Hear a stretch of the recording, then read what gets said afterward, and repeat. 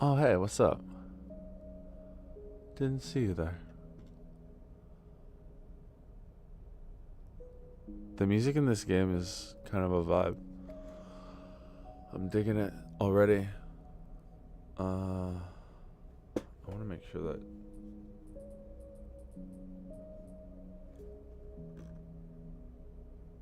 it's audible though.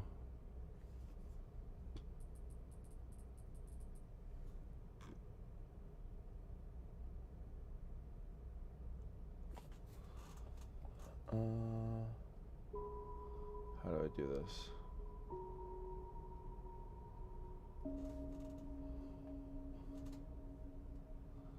I guess I'll just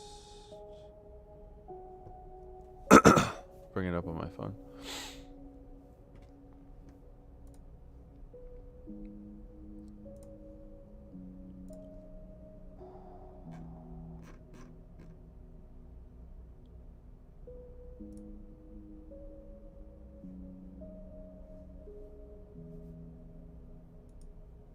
Good shit.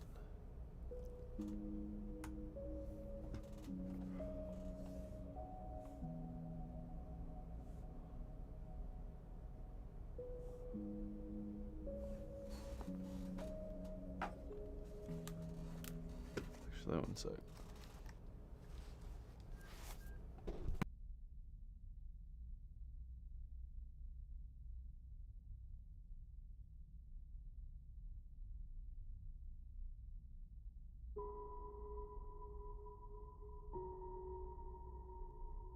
Beauty. It's all good. We're good. Alright, I have no idea what the hell this game's about. But it was recommended. And you know what I love about recommendations? It makes me play games that are outside of my comfort zone. Find new gems.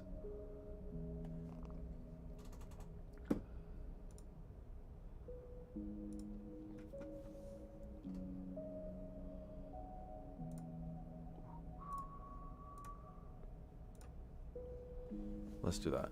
All right.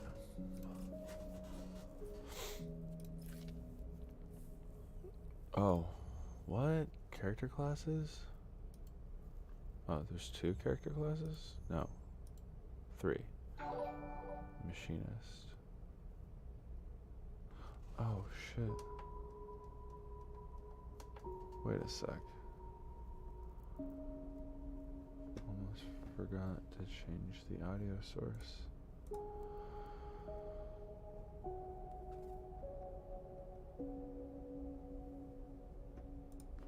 There we go.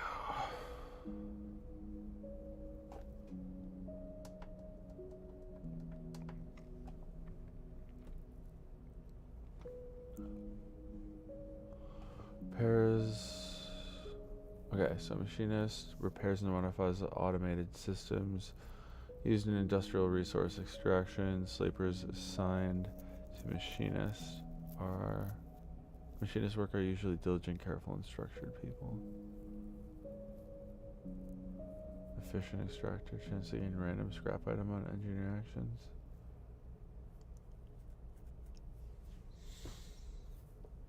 +1 work with machines and physical tools.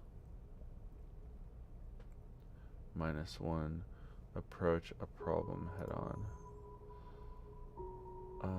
Operator works with drones and high precision remote machines to perform complex tasks from a distance. Sleepers assigned to operator work are usually cerebral and precise. Chance to gain cryo and interface actions. Work with digital interfaces. -1 endure. Use strength or strength of will.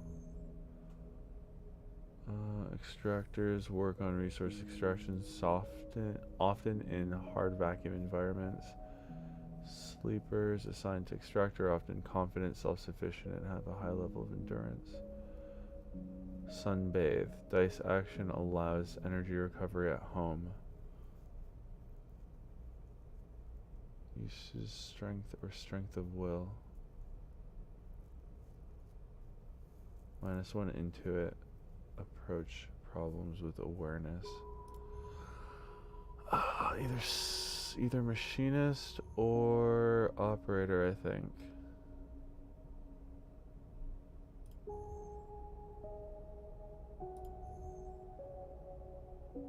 Strength or strength of will.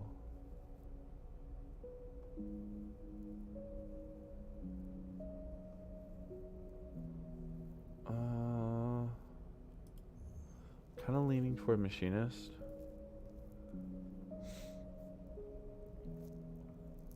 But I think I'm going to go with operator. Yeah. Yo, what's up? What up, Henny? How you doing?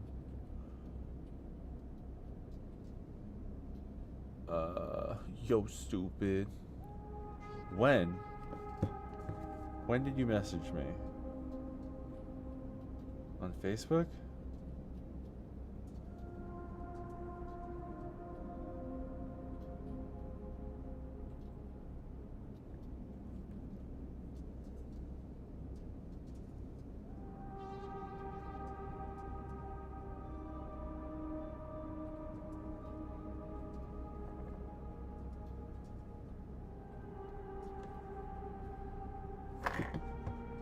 Earlier. Like earlier today or earlier this week? Earlier this month? I didn't hit send. And I'm the bad guy. Cryo, cryptocurrency stored in air-walled sticks of memory known as chits. First thing you become aware of on waking is the disconnect. The delay between thinking and feeling, between wanting to act and acting. Mine are almost imperceptible, but always present. The first thing you become, it's at its worst when waking, when yourself has spent many dark hours recalling what it feels like, what it felt like to be real, to be a person, to be in a body that was indisputably yours. Think of that body, or forget that body. I apologize for my outburst.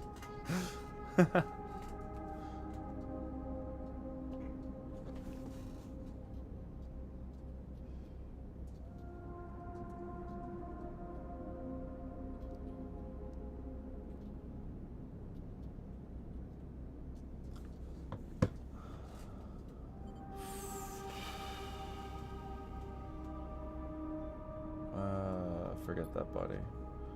You resist nostalgia. It's pointless, especially now. This is the moment to reach out, not curl inwards. This is your moment of escape, even if it feels immediately like you traded one prison for another, smaller, colder, lifeless. Reach out, you almost laugh, or you would if there was room or even air to do so. The walls of the container are immediately present, cold, hard, at your back and face, cramping your limbs. You resist the desire to stretch, knowing that the claustrophobia comes next, and retreat a little from your central nervous system. It isn't painful, not like you used to know pain at least. In emergency mode, pain is a message delivered with efficiency and ease, a reminder that harm is imminent. There's no instant throb, there's no insistent throb, no trembling nerves, just a warning delivered with the banal quality of a digital notification. Right now there are thousands of them. Remember the plan. You mostly remember that it wasn't a good plan, but then your options were limited. And once you got the itch to get out by any means possible, it was either that plan or something much worse. It was at least simple. Collapse the shaft, drift away in the chaos, slip into cargo processing, seal yourselves in containers, then just hope the freighter left before you were missed.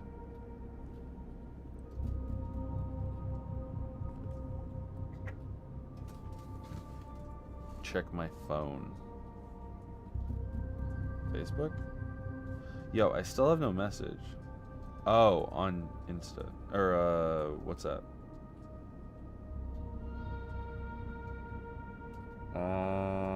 Is that a laptop?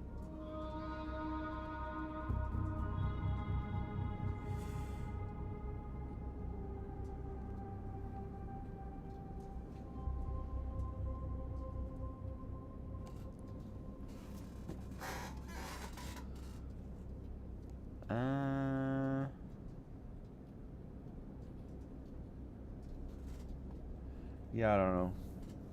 I wouldn't go with it. I wouldn't trust it. I don't like HPs. I find they have a lot of bloatware and they have a lot of they're a little overpriced for what you're getting. I think that seems a little overpriced. You could probably get more for the money. And if that's a laptop, yeah, it's a laptop. Also, you don't need a touchscreen. Why the fuck do you need a touchscreen?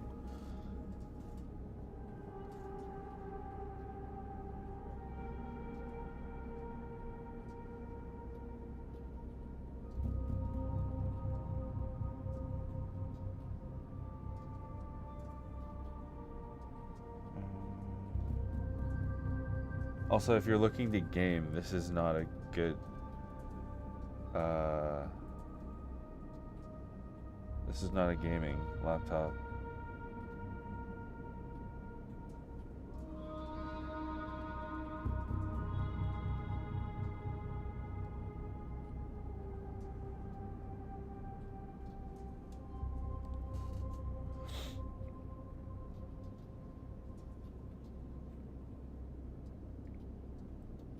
You could probably get a better laptop with better components.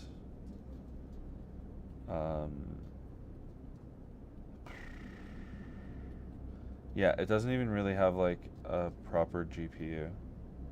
So, I mean, it all depends on what you plan to use it for.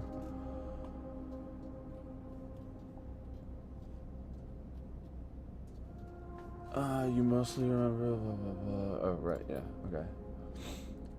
Some were lost in the shaft, others never found the meeting point. Only a few made it to the containers, but the freighter, as far as you know, left. That feels like enough to know that you might no longer be on that grim and heartless rock, even if in the airless hold of a freighter, you might freeze solid long before you reach any destination.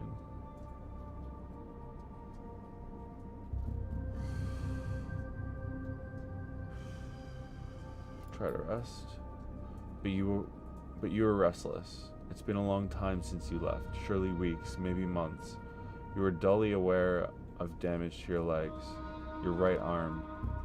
You've been reserving energy as much as possible, but even then your body has shut many of its systems down to protect you. You've spent much of that time asleep, knowing that anything else would be impossible to endure.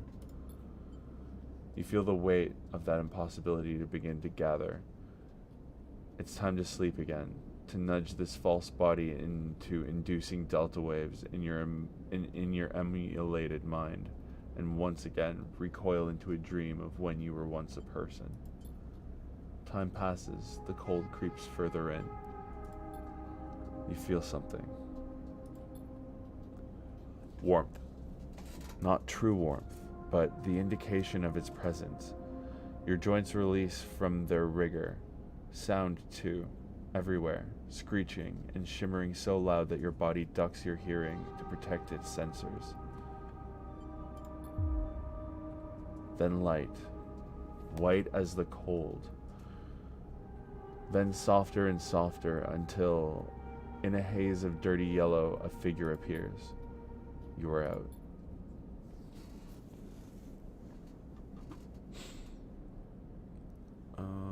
I should... actually, I think that's fine for now. But I might need to move my cam.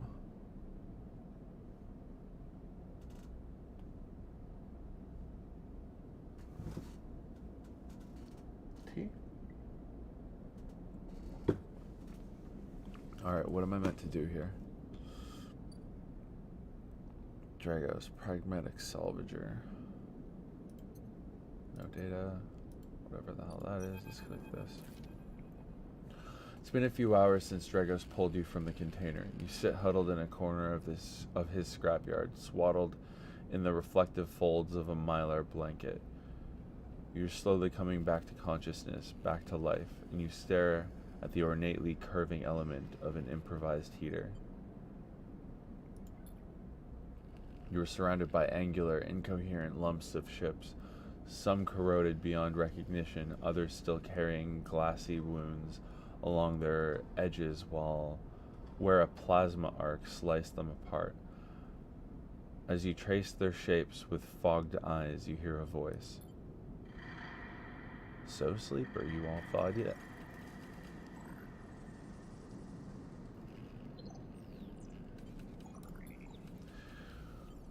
Never seen one of you come in like this. New frames must have better perseverance in sub-zero vac.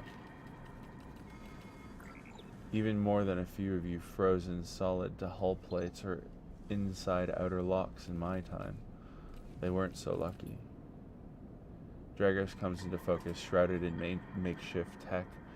His headset with its glinting eyes, the mark of a drone operator. On his shoulder, one of his symbiotically linked drones perches, its irising eye locking you with an unflinching stare. Last living sleeper that came through this yard was a while ago. They didn't last long. You struggle to read his expression beneath the tech, but he seems lost in memory for a moment, or perhaps he's just figuring out what to do with you.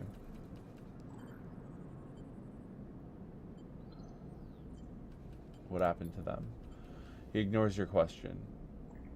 I won't ask what led you to it, to sell yourself to a corporation, and I suppose you don't. You know you can't go back. Your old body, that's theirs now. And you're just software. A rogue emulation illegally possessing corporate property. You nod along. You remember biometrically signing the forms. The cold floor on your feet as you padded to the sleeper cells. The promise of a life off-world, but as you do, you get the now familiar sensation that these aren't your memories. These are things you know, but not things you feel. You are no longer that person. You're an offshoot, a copy. What you won't know is what's ahead. At least the last one didn't. There's no easy way to put it. That body of yours is falling apart. It's the same for any sleeper who makes it out. Asinarp wants to protect their property, but if they can't keep hold of you, well, then no one can. You remember that too, or at least rumors of it.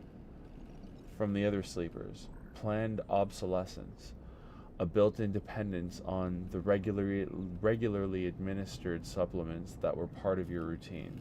Stop taking them and your body begins to shut down, separate from your emulated mind. How long has it been? How long do you have? But for now, sleeper, you are one of the lucky ones.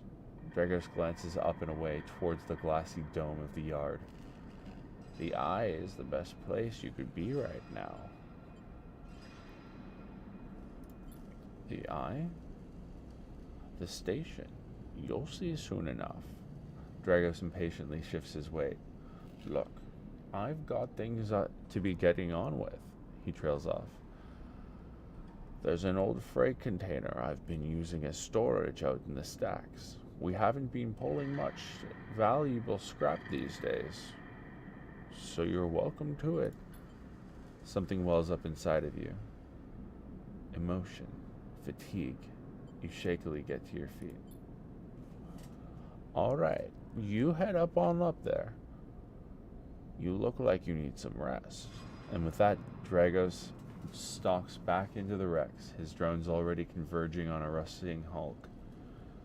Plasma flashes silhouetting his spindly figure as he returns to his work.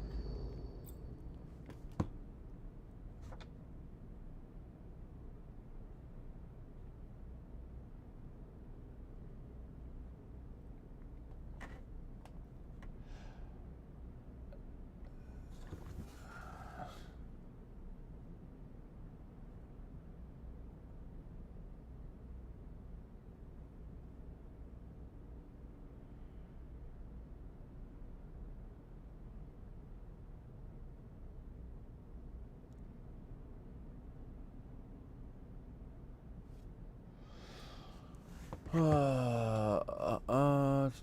Welcome to Erlin's Eye. Life on the Eye runs in cycles, during which you can talk to characters, explore areas of the station, and perform actions. At the end of each cycle, you need to head to your current home and rest. Resting will move the time forward on the station. Head to the empty container location to rest. And end the cycle now. Select locations by clicking on their icon. Empty container. You're home for now.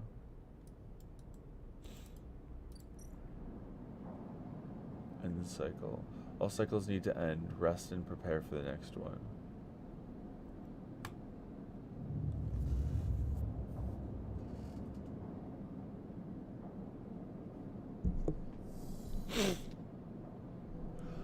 You wake curled in the corner of the container and begin slowly assembling the world around you.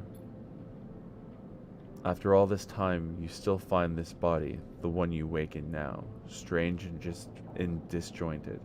Its messages readable but somehow wrong. You sit up, pulling the mylar blanket close against the cold. Here you are, on this ruined station, millions of miles from anyone you know. Are you still in this system? Did any of the others make it out? It's impossible to know. After all this, what matters?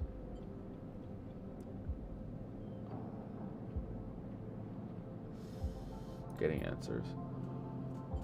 It all matters. The past is impossible to escape if it remains a blur. What SNR did to you cannot be forgotten. You need a way of understanding all this before you can move on. Where are you? What is this place? What happened to the others? The questions outnumber the answers. You want to change that, but you'll have to learn to survive first. Dragos has left a few comforts in the container. The mylar blanket, the bedroll you slept on, a canister of water, a makeshift electric stove, and some faded sachets of some desiccated powder. You thumb the power stud of the stove and begin to boil the water. The contents of the sachets smell like damp wood, and you sprinkle them into the liquid. As the pungent smell washes over you, images of your restless sleep come back to you. A ring, like the station, but skeletal and ghostly. A web of threads pulling at your skin, a constellation of bright polygonal shapes, like angular suns burning into your mind. There's something unpleasantly visceral about these images, and it is long after you finish drinking that they begin to fade. You tidy away the stove as best you can and try to gather enough energy to greet the day.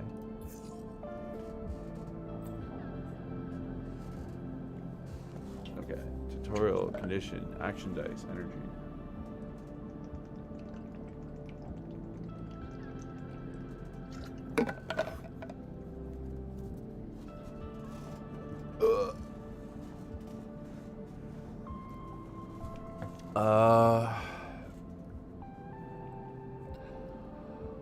Number 1, condition. Your condition represents the current state of your artificial body. It depletes by one segment each cycle, but can also be damaged by violence, injury, or lack of food. If your condition bar empties, you will suffer a breakdown. You'll have to figure out how to recover your condition now that you no longer have access to corporate pharmaceuticals that were keeping you alive. Number 2, action dice. At the start of each cycle, you roll your action dice. These dice can be used to perform actions on the station. The number of dice rolled is based on your current condition. The worse your condition, the fewer dice you have. Okay. Once you've used your dice, you cannot take any further actions and must rest to recover them, ending the current cycle. You also need to eat to survive. This is represented by your energy bar. You can refill your energy bar by eating. First, you have to find somewhere to get food and currency to buy it. Your energy depletes by 2 segments each cycle. If it becomes empty, you will be starving and your condition will deplete at a doubled rate per cycle. Well, that's good to know.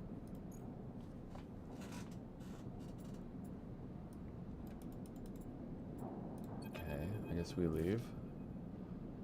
Dragos has stood in the corridor when you close up the container. He's still wearing his headset, and in the harsh light of the corridor, you realize it's implanted. A drone sits on his shoulder, its cache of sensor eyes rapidly irising. How are you feeling? Okay. The drone chirps. Good to hear. You notice that beneath the operator's rig, his skin is marked by burns and blotches. I know the container isn't much, but it'll keep you safe. He pauses. So, I'm not going to chit-chat too long. You well enough to work? Work. Look, I'll be honest with you, Sleeper. I didn't pull you out of that container out of the goodness of my heart. He looks away. At the yard, it's simple stuff. We hack these old hulls down, sell them off to shipyards on the bright market dealers for cryo. Occasionally, we pull out some tech, something with a bit more value. But most of what comes is scrap. It's hard to find good hands here, but I figure as a sleeper, you'll be used to the manual labor. And obviously, I'll slip you a few chits of commission based on what you can turn up. He pulls out a handful of small metal bars, air-walled cryo, isolated from the market. It's what we used to trade out here. He stuffs them back in his pocket. He shuffles his feet nervously. Look, I wouldn't usually do this. In my opinion, you'd be best suited moving on as quick as you can. And sleepers, well, he trails off. But things being the way they are, for me at the yard, I need the help. Happy to. Okay. He pauses, thinking of something else to add. Look, just come down to the yard when you are feeling fresher. There's plenty to do. Will do. He nods distractedly and turns and walks away, the drone hopping along ahead of him.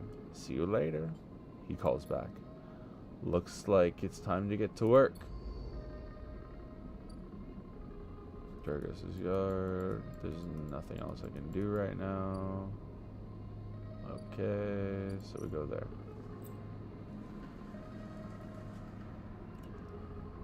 Actions are primary way you interact with the world of Citizen Sleeper. To perform an action, click and drag your chosen action dice to the slot. I see. Actions... Wait. Repeatable action.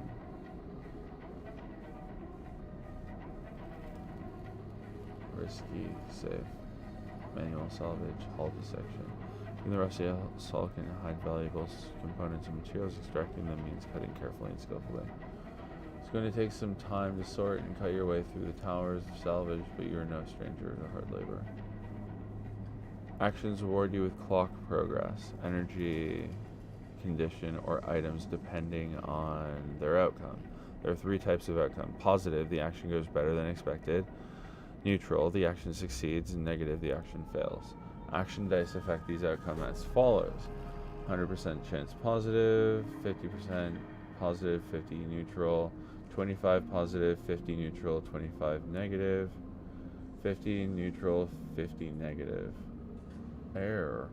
Okay.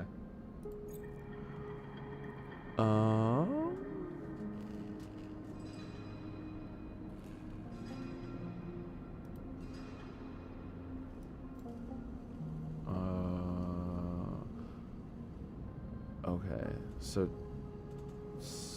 action type, either critical or repeatable. Critical actions can only be performed once. Risk level, either safe, risky, or danger. Safe, no loss of condition, energy, or cryo. Negative, Or risky. Negative outcome means cryo or energy loss. Danger. Negative outcome means condition loss. Neutral outcome can mean cryo or energy loss. You can lose money? Bruh. Okay. Skill. The skill... Wait, where's number 3? Oh, there. Endure. The skill that this action requires, either engineer, interface, endure, intuit, or engage. I see. Modifier. Either -1, 0, +1, or +2. This is added to the action dice when slotted and improves the value. Some actions require a +1 to perform. I see. I don't have endure. Because my dude does not have endure. So I should have chosen the engineer. A debt called in. Dragos is tied up in something ugly if he misses a payment or 2 things. And if he misses a payment or 2, things could get nasty. Cycle back in business. Every salvager. I mean, I guess. Oops. Did not mean to do that.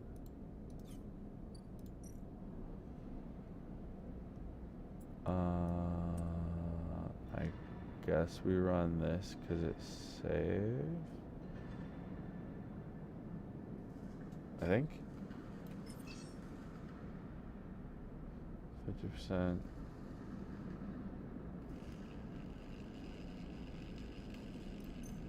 Yeah, whatever.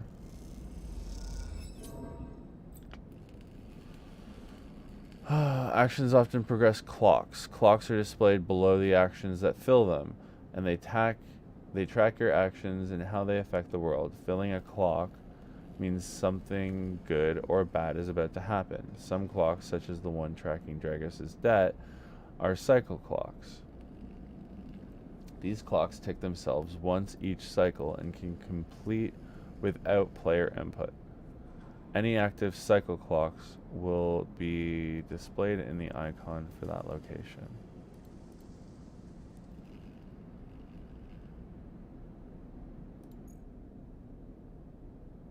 Negative outcome, +5 cryo.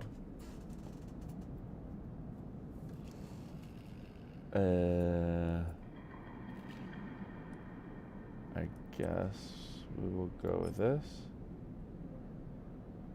25% positive, 50% neutral, 25% negative. Fuck it, let's do it.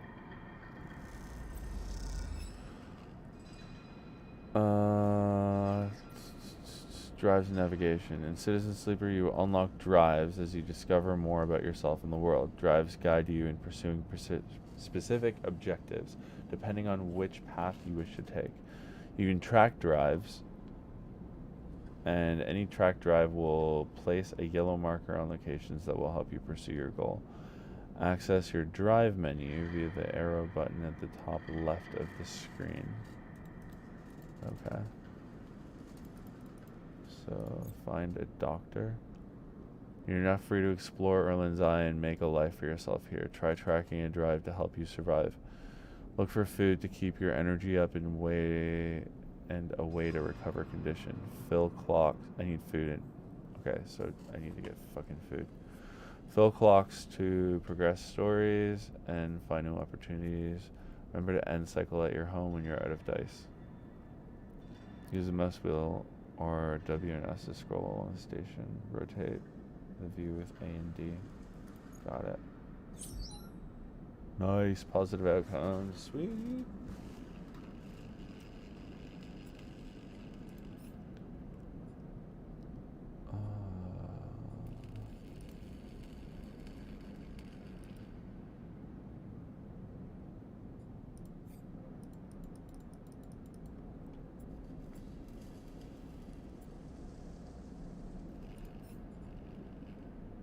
Survive. Access to corporate pharmaceuticals, otherwise this escape attempt will come to a rapid end.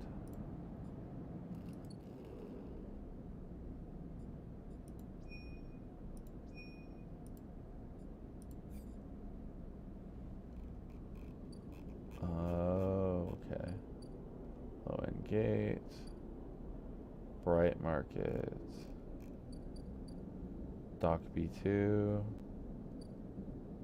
Old dock terminal.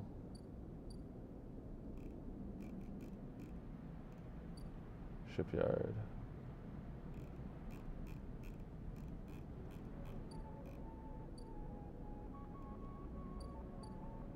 So that's 1 yard. Shipyard. Let's try this. Helium crossing. Merchants willing to run the gauntlet of the healing system are rare, but those that do always return eventually.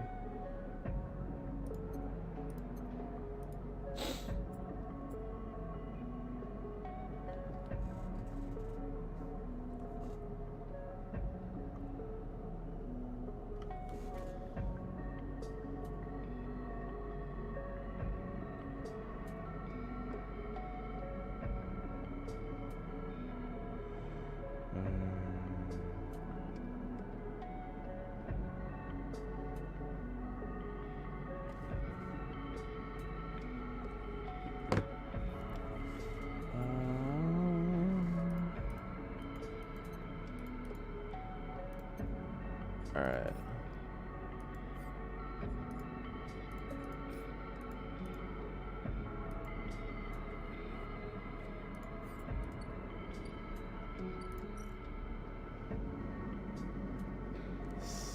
Oh. Explore the rotunda.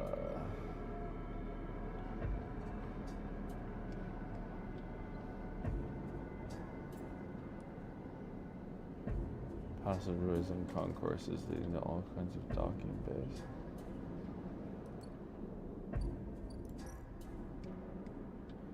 Takes several cycles to reach the starboard belt and return, loaded with scrap and other old wrecks.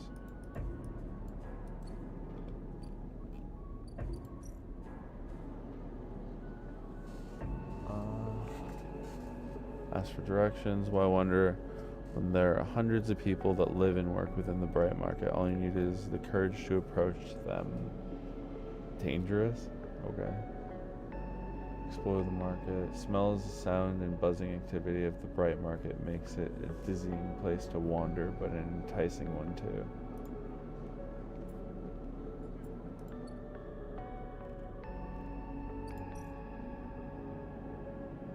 Pay low-end toll. After some spacers caused some trouble in the low end, yet again have imposed a toll for entry. There's no one gets in without paying. Well, that's expensive. Why is this? Oh, that's where I find the doctor. I see. Well, I think assist a shipbuilder. You don't have connections, but you do have skills. If you can get a shipbuilder to notice them, you might be in. Alright, let's stick to Dragos's yard for now.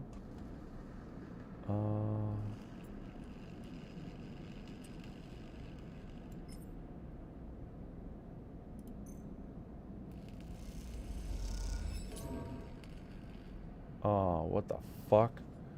That was did I just get a negative? That's bullshit. Whatever. Back in business.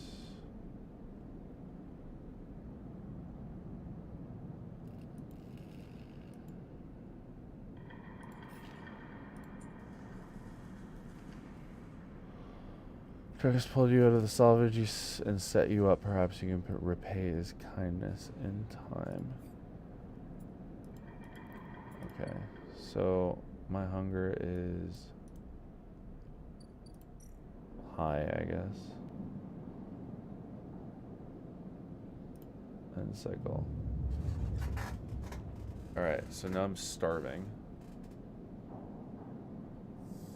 Yep, I'm starving. This time you don't wake up. Instead, it goes to the station. That shifting skeletal rig surrounds you. For a moment, you are gone, as absent from your own body, stretched out across a colorless void. Then the connections begin to establish themselves, threads tugging on the edge of your mind.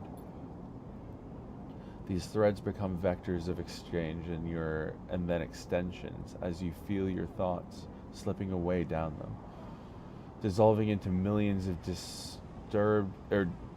distributed nodes they connect to. You see the station. No, you feel the station. Like a web of texture in a smooth black liquid.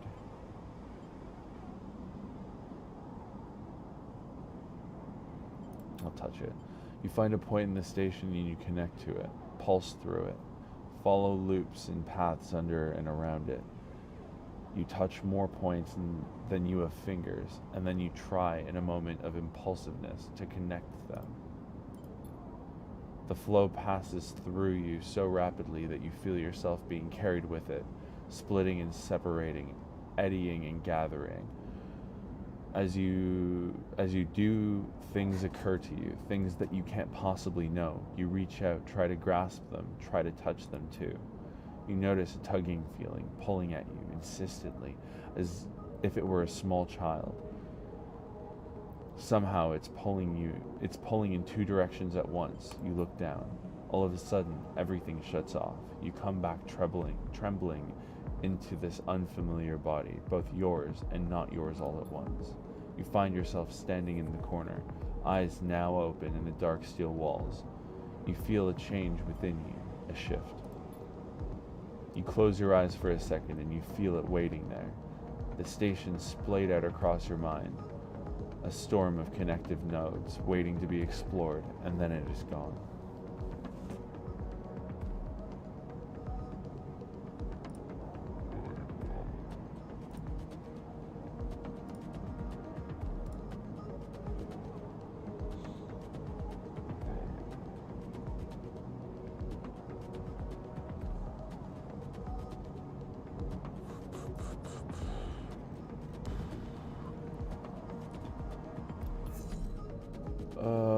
This is bad. Okay.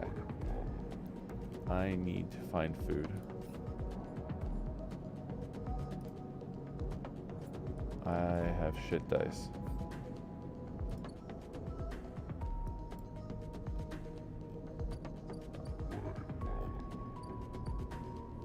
Tend of wet dog. I don't care about the wet dogs. Bustling market. Explore the market.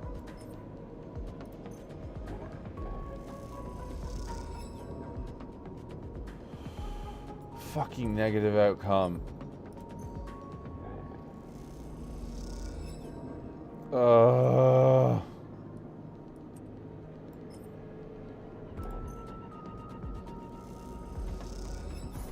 Thank you.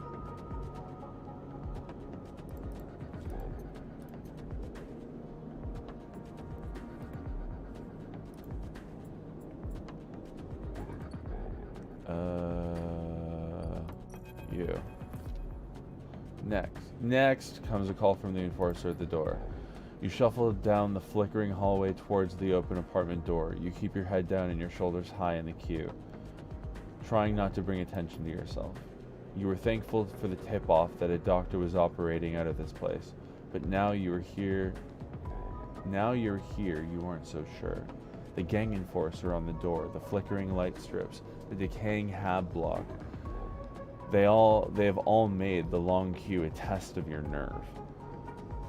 But your options are few, and without a supply of stabilizer in this body, your body will. You suppress a shiver and shuffle forward to the front of the queue. You try to find something to distract yourself.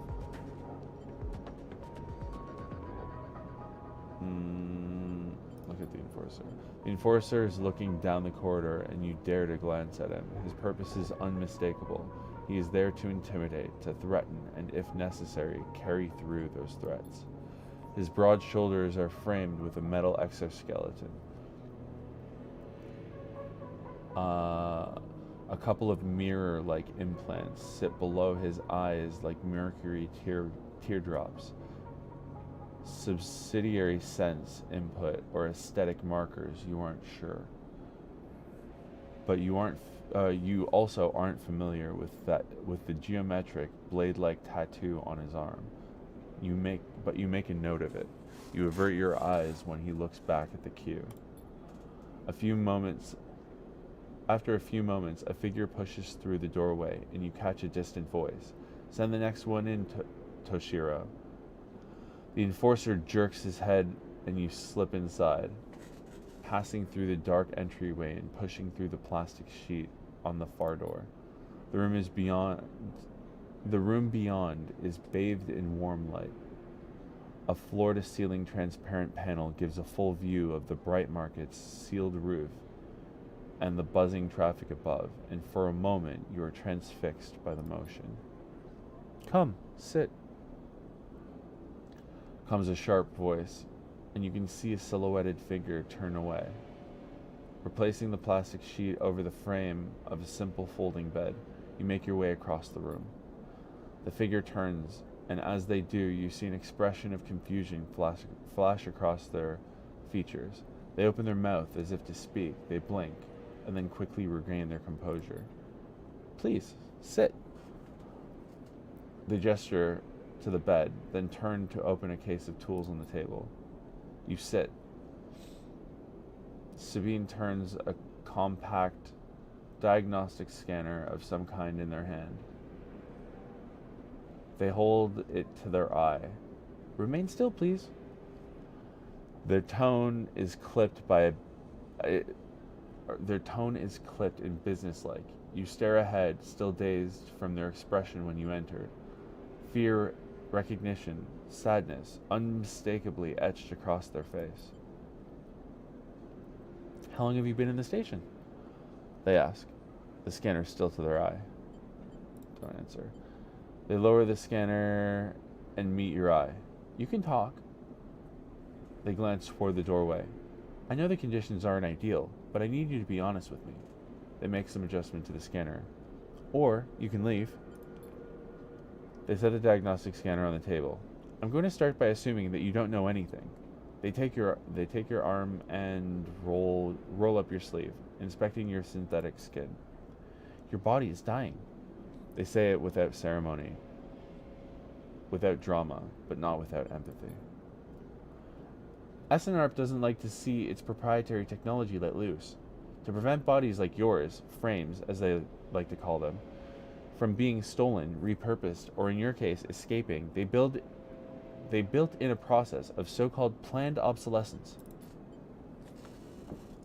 Frames decay rapidly when not regularly injected with stabilizer, one which SNRP remains the sole producer of. They look up. "Sound familiar?" I know this. They shift in their seat. "You aren't the first sleeper I've encountered." You wait for more, but they go back to their inspection. They swap to your other arm, running some thin metal device over your skin. You feel your forearm tremble. "I'm sorry," Sabine says. And you are unsure if they mean for the cold touch of the metal or everything else. Emulations like you, sleepers, as most people know you, aren't classified as people in any of the surrogate systems. You have no rights, no status. They focus hard on the inspection of your arm. And SNRP has no reason to realize stabilizer into the markets. Sabine looks up as if to apologize again, but they stop themselves. I know little of this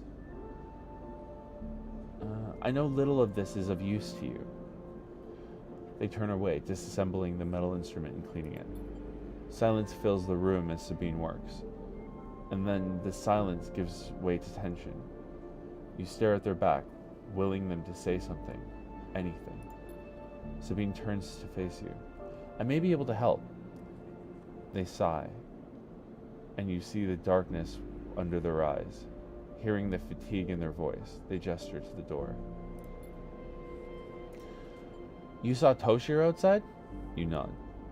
He works for my benefactor, yet again. They are influential in the low end. They give me this space to work, run the door, and take the profits. At the same time, I have to fix up their enforcers, tend to their implants, sew up their wounds. They look away.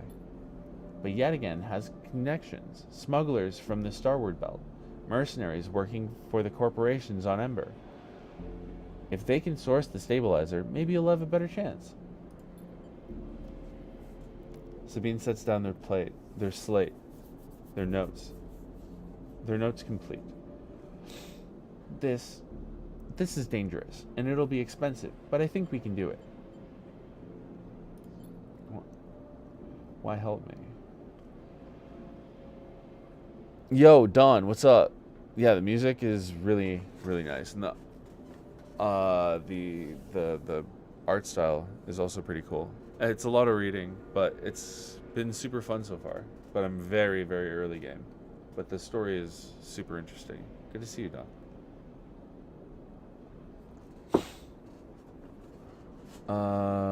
Sabine walks away to the window, their face dappled by the shadows of passing drones. Let's just see if this works first. I'll let you know when I have a lead. You nod and leave, Sabine still staring out, unmoving. When you reach the lower level of the market, you look back up through the panels of the roof to see if you can see their face. But the room looks dark against the lights of the market. You duck your head and walk off into the crowd. Crap, I still didn't get any frickin' food.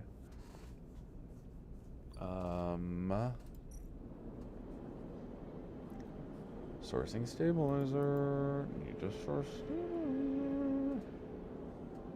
It's gonna take a few cycles to source stabilizer, and so in the meantime, I'm just gonna rot. Crap.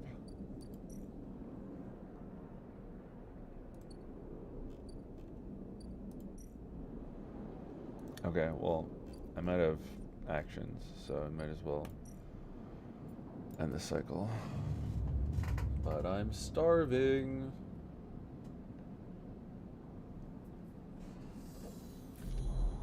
Again, the skeletal ring of the station fills your mind. It sparks with glittering lights. Like stars reflecting in a winter lake, it is clearer, crisper than before. The threads still pull, but you remain in place, flickering in the flow. Between the threads you see bright shapes, caches of shimmering light beneath the transparent crystal forms. You follow the path of a thread across the ring, through these forms, then leaping off into the void. You begin to understand. These are nodes and connections, a map of information, of communication. There are so many layers, so many loops that it seems almost impossible to parse. But you begin to try.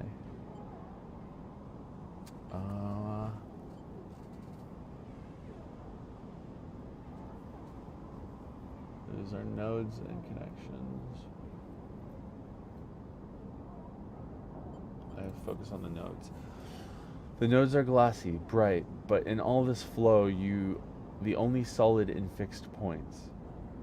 You approach one, a pyramid, or a triangle, dimensions are difficult here, and lean close to it. Inside, shifting layers conceal a tangle of threads, a meeting point of exchange. But before you can glimpse inside, the glass clouds and hardens, cutting you off. Ooh. The threads and nodes, passages and puzzle boxes, one leads to another. There is so much here, so many answers, so many questions. All you need to do is follow the paths and open the boxes.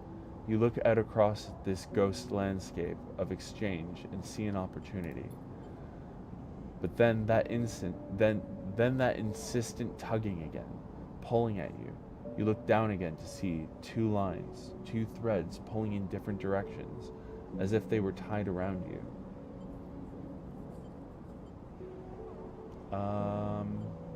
Whatever. The first thread leads out, away from the station and into the inky black. Someone out there is tracking you, hunting you, following the thread to you. They are in a ship, and the ship is approaching ever closer with each cycle. The second thread leads in, pulling deep into the station. Your gaze follows it, and this time you see something. A sphere shimmering above a strange angular body. A pulse shoots out from it, passing over you like a torch beam, testing you, tasting you. You open your eyes. Time is short. Still starving. Oh, I got better dice today.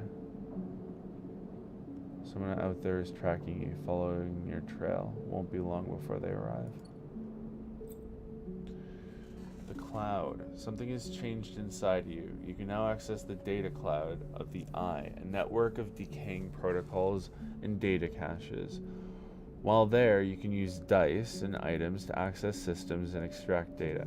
But be careful, these networks are old and strange. Click the I button at the top of the screen to toggle this view on and off.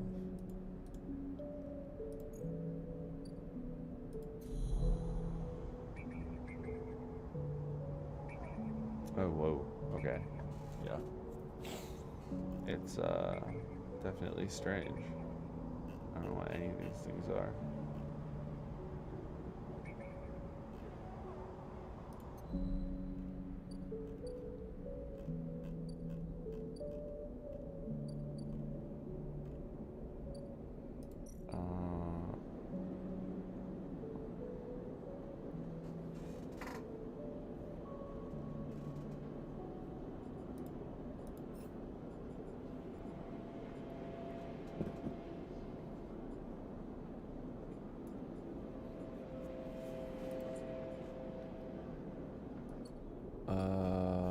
So I guess in the meantime I can work, maybe?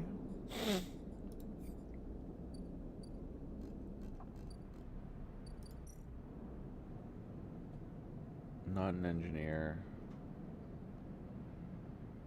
God damn it. I should have just played as an engineer. But I guess... Yo, Ghost, what's up? How you doing? Welcome to the stream.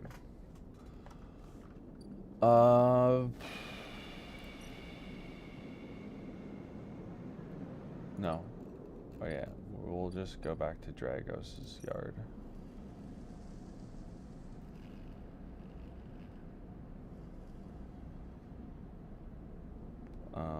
Okay, Dragos is in trouble.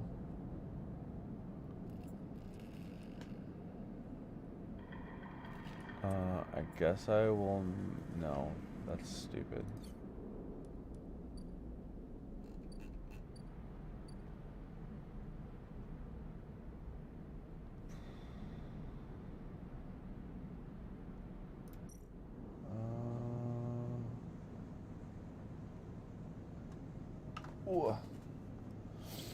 I try to be pretty chill, pretty cool.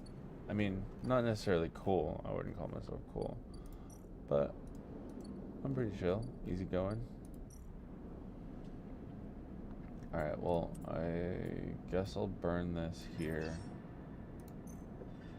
Since, oh, thanks for the sub. Thanks for the sub, barely two legs.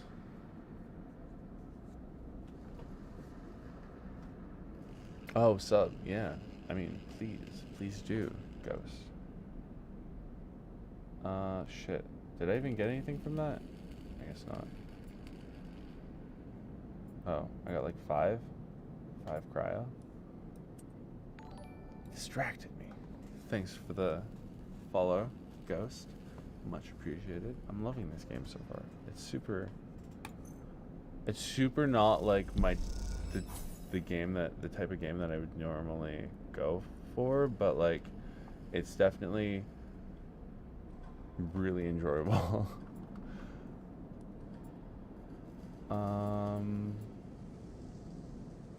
But yeah, how you been? How you doing? And how's your weekend going? I just realized it's Saturday night.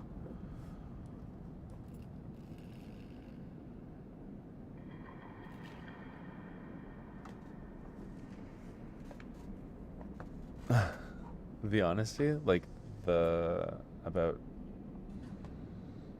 what? Like how? Oh, like this isn't typically my kind of game. I'm just like super not used to this style. But somebody recommended it to me, and I love trying new things. So I'm like, cool, hell yeah, let's give it a go. And I'm really enjoying it so far. I guess I'll help Dragos a bit or something. No, I mean he has time, cycle clock and all that. Let's go home. Starving per cycle condition. Yeah, I get it.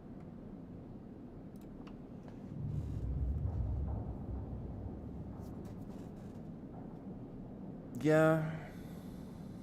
Nobody else I can be but me. Right?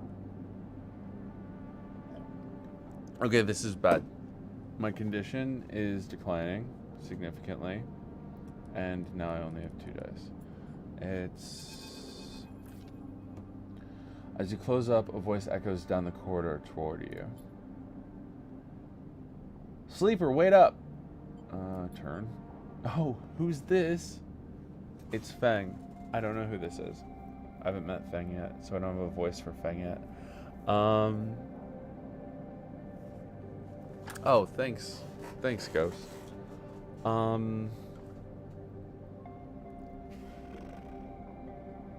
don't have a voice yet for Feng. What should I do for Feng?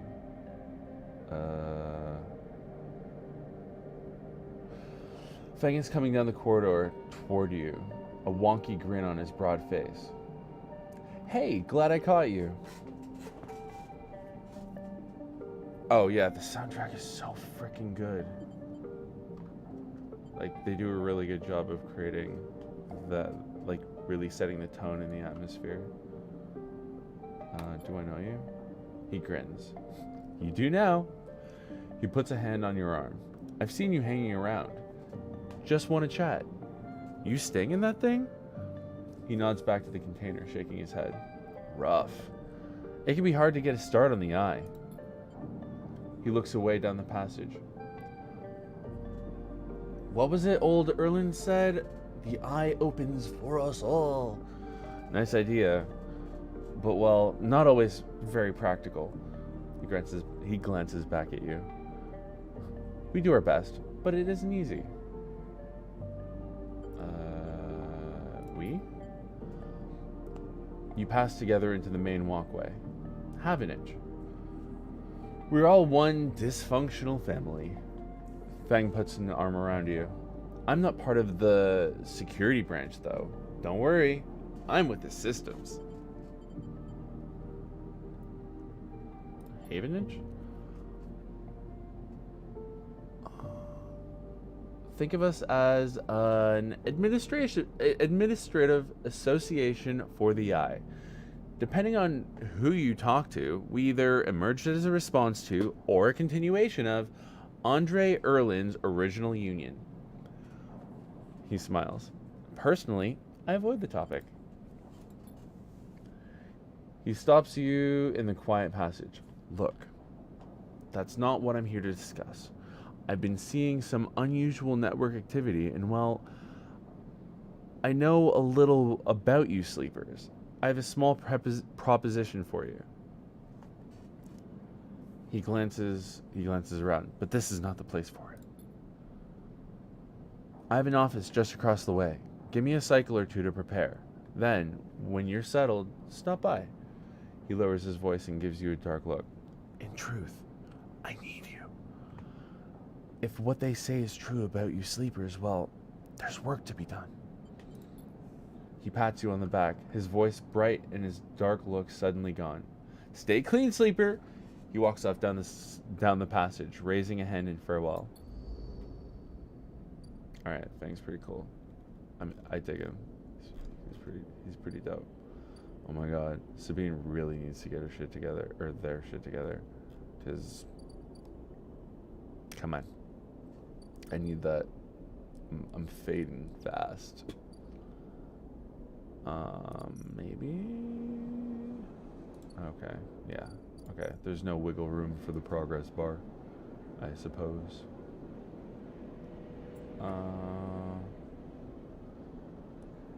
I guess I'll throw in a risky exploration?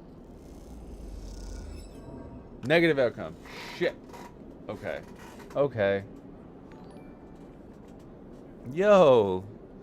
Launch a baby. Great name. Thanks for the follow.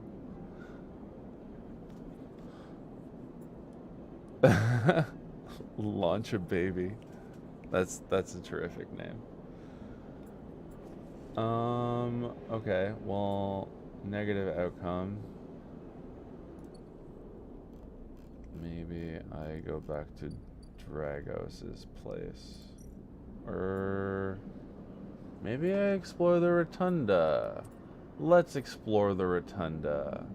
100% positive result. Should I waste that? Oh, that's your friend. Launch a baby is your friend Ghost? That's okay. I'm all for great names. Okay, 100% positive result. Might as well hold the section, throw it in there. I think.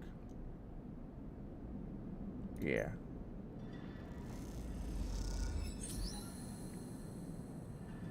Huh? Damn it. I shouldn't have had that open. Okay, so I'm out of actions. Dragos.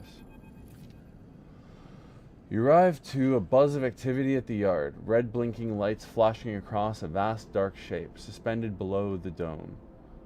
They flicker across scorched hull plates and bent structures. Spilling from holes in the twisted shape, the cutter is huge. The cutter is huge and is being torn apart in some violent encounter. She is beautiful, isn't she? Drago stands to the side, focused on the... There's two S's. Focused on the hulking ship as it is lowered into the yard. What is it? Quandale? The Jeep? I appreciate it. Thank you, Ghost. What's Quandale?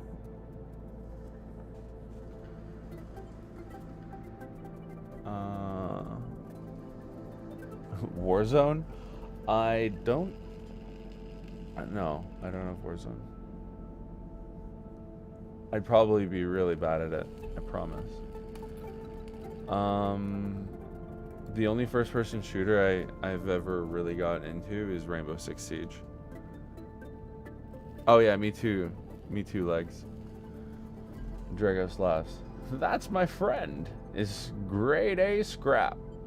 Or that, my friend, is grade A scrap. Jesus, Nate, come on, get it together. I should thank you. This place was on its last legs when you turned up, and now look at it. The ship descends slowly, its interior visible through multiple hull breaches. You struggle to gather the same enthusiasm as Dragos for this monstrous craft. You can't help but think of what became of its crew.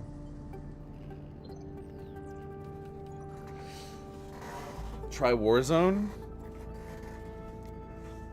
I don't know, COD games? Wait, it's a Battle Royale, right?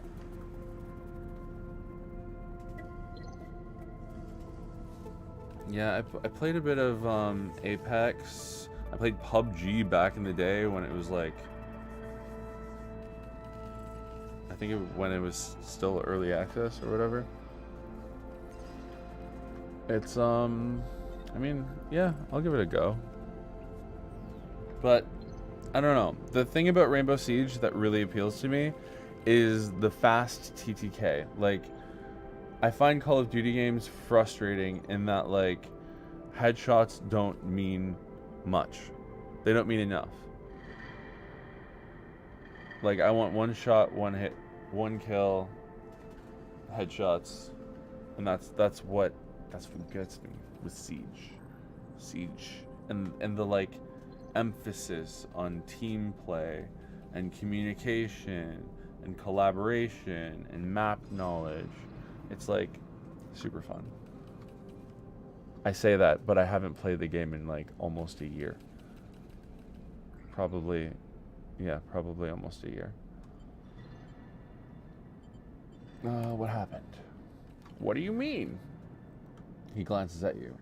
I managed to convince our salvager friends to give it to me on credit. That's what happened. On credit? What are you doing, Dragos? Dragos is reckless. I guess. We may have done well, but we can't afford a down payment on this one.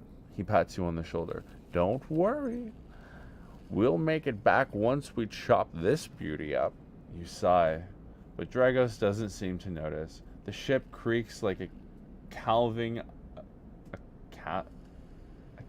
iceberg as it reaches the base of the yard. Dragos is visibly excited. Calving, that's a new word. I've never seen that word before.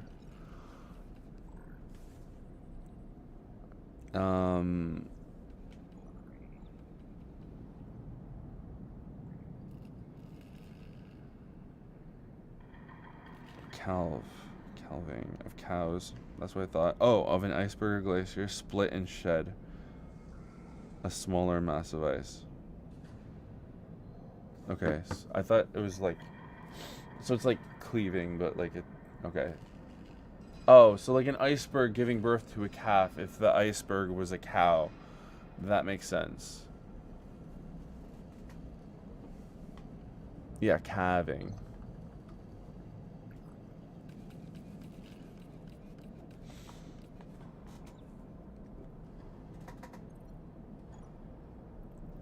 That makes a lot more sense. Because in the context of cows, it makes sense. So, extend to bergs.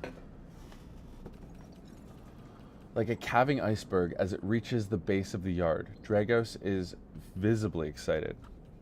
I know you said you wouldn't stick around, but I'm gonna need some help with this one. Oh, he's starting to like me. The drones start to crawl all over the Hulk. Their lights illuminating flashes of dented hull. Watching, you wonder if you arrived in a similar fashion, locked inside that container, the wreck of the S&R freighter lowered into the yard like a corpse ready to be butchered. Or was the container delivered to Dragos on its own, a womb for your rebirth into this strange station? You shudder. Perhaps if you could learn something about the ship, you might be able to trace the path that led you to this yard. Drago squeezes your shoulder. After these past cycles, I think we're up to it. What do you think? You see the fading name of the ship emblazoned on its side, Winterlight. Let's do it. He claps you on the back. Glad to hear it. Come back in a few and we can make a start. A real beauty. Dragos repeats, perhaps just to himself. You take one last look at the shattered ship as the drones start cutting, and then slip out of the yard, feeling suddenly cold in the empty passage. Ooh.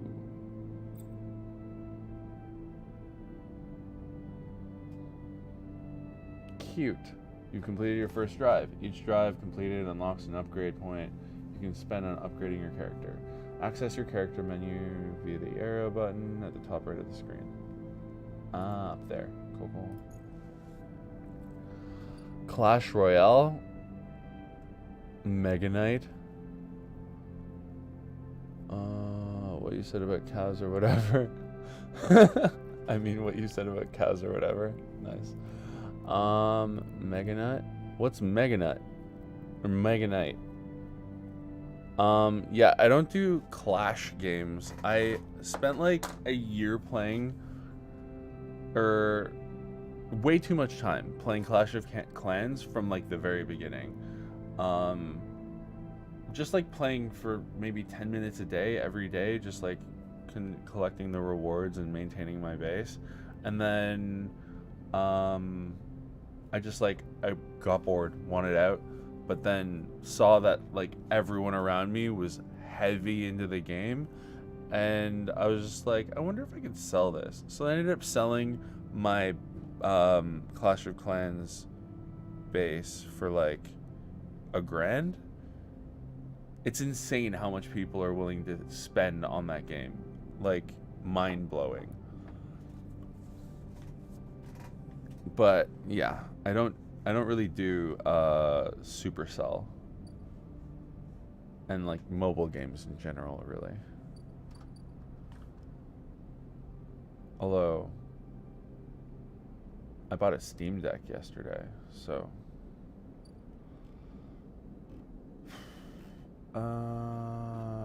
is my, oh no, I'm out of things. I gotta rest. I'm going to die.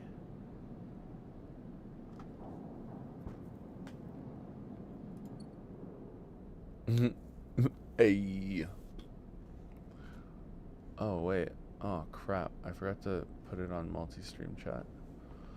By the way, I am multi-streaming, so I'm on Facebook, Twitter, and YouTube for anybody and everybody watching, wondering, fearing, doubting. Also, I have a Discord server. I mean, weird friends are the best. I'm everyone else's weird friend, so that resonates with me hard. Hey, I have autism too. Don't worry. I accept you. I love you. You're good. Let's see.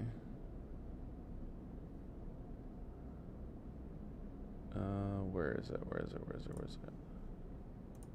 Right, there it is. Socials. That's the one. Oh no, it's just social. Singular.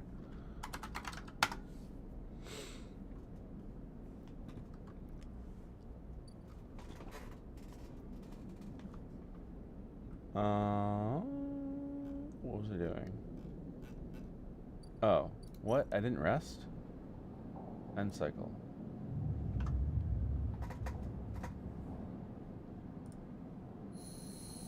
No big.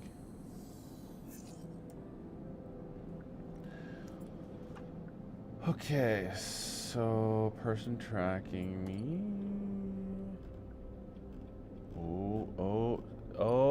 Oh. Okay, I don't have time for that yet. We're going to Sabine. We're getting some stabilizer. We're getting healthy. The first thing you see on entering is the glint of Toshiro's implants, like a cat's eyes in the dark of the corridor. He nods you in as you arrive at Sabine's door. The entryway is still dark, and you push through the sheeting into the surgery. I have it! Sabine stands with a case open in front of them. A case of vials lined up inside, separated by foam inserts. They pick one up, rotating it in the warm light. I have no idea how yet again... They trail off. We should treat this with caution. It looks authentic, but I have no idea if it really is what it appears to be. I'm the test case?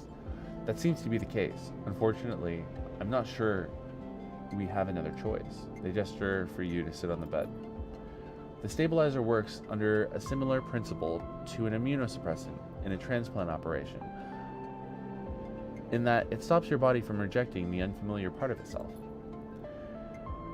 In the case of your frame, the unfamiliar part is each of your biosynthetic organ groups, which over time are identified by your body as foreign material and therefore must be eliminated. Sabine holds up a vial of the would-be stabilizer. However, unlike an immunosuppressant, the stabilizer doesn't do this by limiting your entire immune system. Instead, it re-encodes your biosynthetic organs with new protein chains, which act as passcodes within your immune system. The stabilizer refreshes those passcodes, keeping your frame from rejecting all of its own organs. Passcodes? In very basic terms, yes. They sigh. Look, what matters here is that the stabilizer should be able to encode any organic or biosynthetic matter to be accepted by your immune system. They glance away. At least if the stabilizer is genuine. The only way to know for sure is to inject the vial. They begin readying the syringe. I will start with a small dose to limit the risk.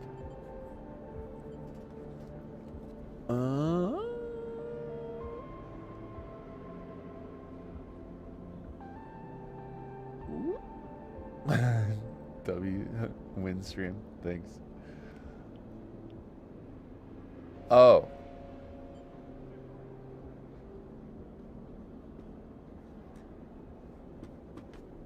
Wait, you guys were talking about... Oh, Quandale, the Jeep, the window. That's what you're talking about. Oh. I gotcha. That makes sense. That makes perfect sense. Oh,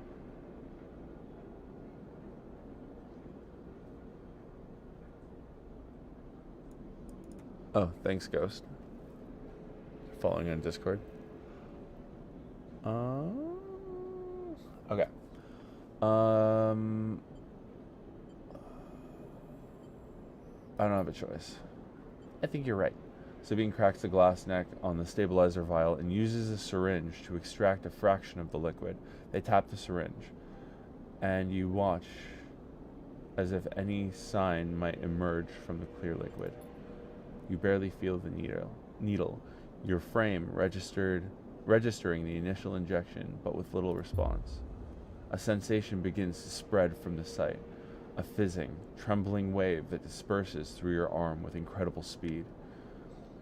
Your vision goes white, and when it returns, Sabine appears encased in shards of sparkling light that slowly fade into darkness as you settle back against the bed.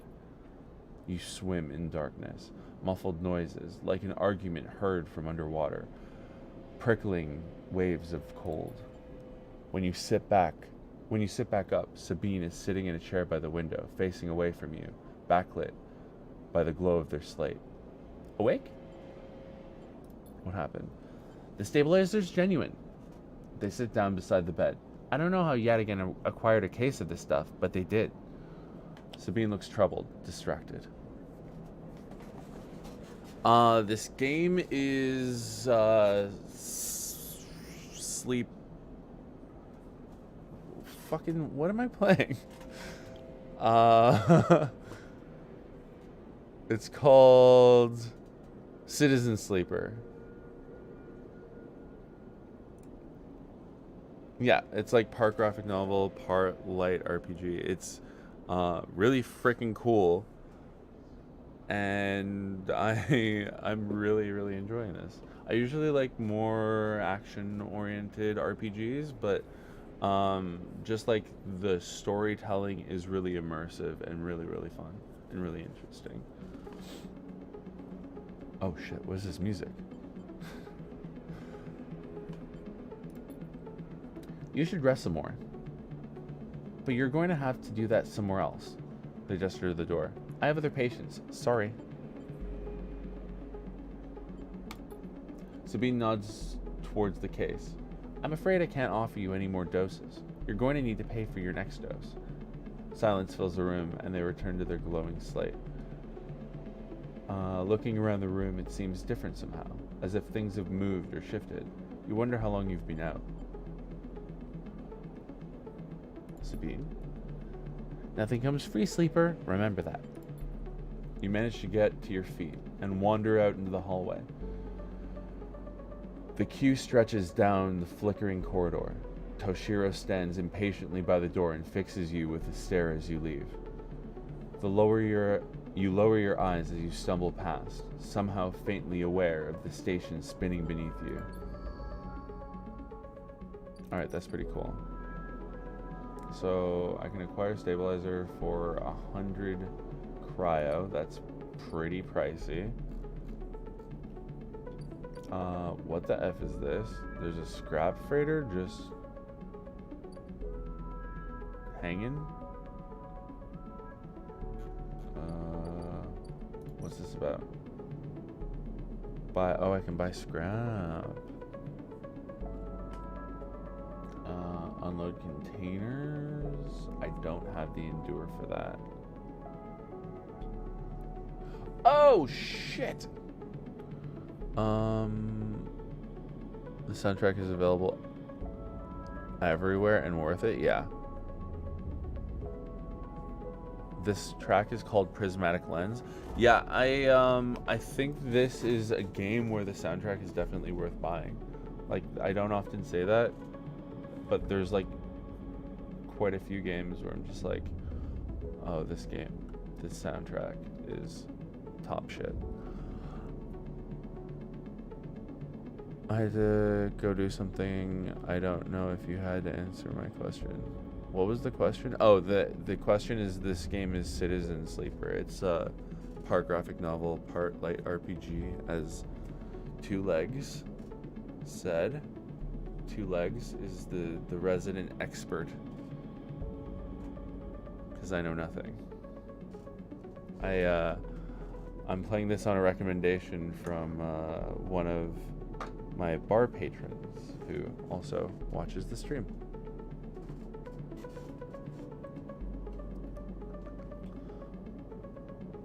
Hey, you're the most experienced and well versed.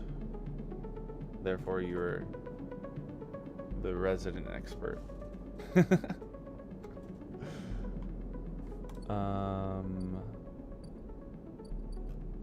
Okay, scrap allowance. Okay, let's go talk to Feng. Sleeper! Feng catches your attention as you approach the Havenage building, leaning against the bay door from the side entrance. We have to go to bed, so good luck with the stream and have fun. Alright, see you soon, Ghost. Thanks for the follow. See you next time. Two Legs. You approach. Easier to come this way. Security and all that. Gives you a look. He gives you a look. You know. He slams a button and the bay creaks open. Blinking lights in the dark. Whoa. What the? Oh. That totally distracted me. ADHD. He slams a button and the bay creaks open. Blinking lights in the dark behind it. You follow Feng inside. Truth be told, I don't really spend much time upstairs. This is where I work. The door hisses as it closes behind you. The bay is filled with pieces of hardware, all rigged up to generators and diagnostic slates and things you don't recognize that glow with blue screen light. There's a chorus of hums that blends into a single wave of static, filling the dark corners of the room. Feng leans on his server stack and gestures around you. You like it? Wait, did all of that just to describe his, like, go-to pose? I like it. I like it a lot. That's like... Is that just, like... Is that always what his avatar looks like? And they're just like, okay, we gotta describe exactly what this... Yeah. I like it. What's all this?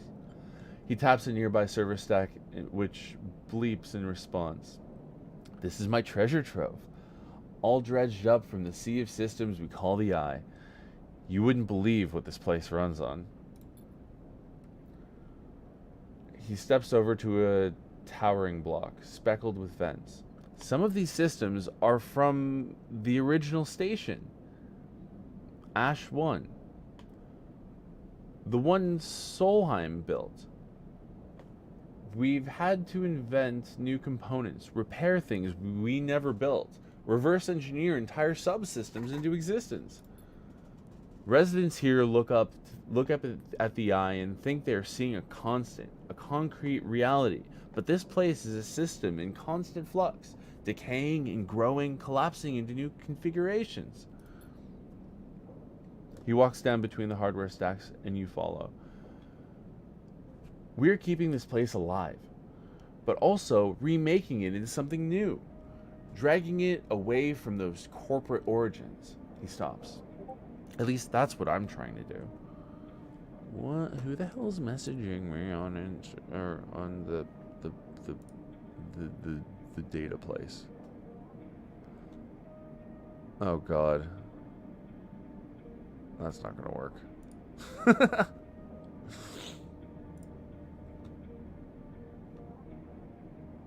No, not today.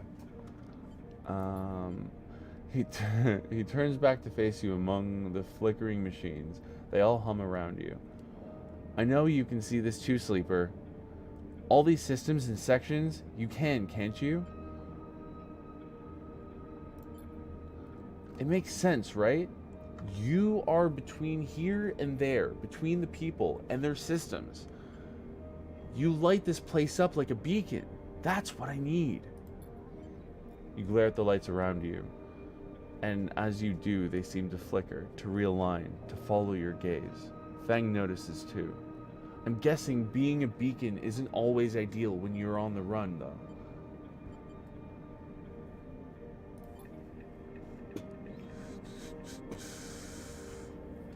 He pats you on the shoulder.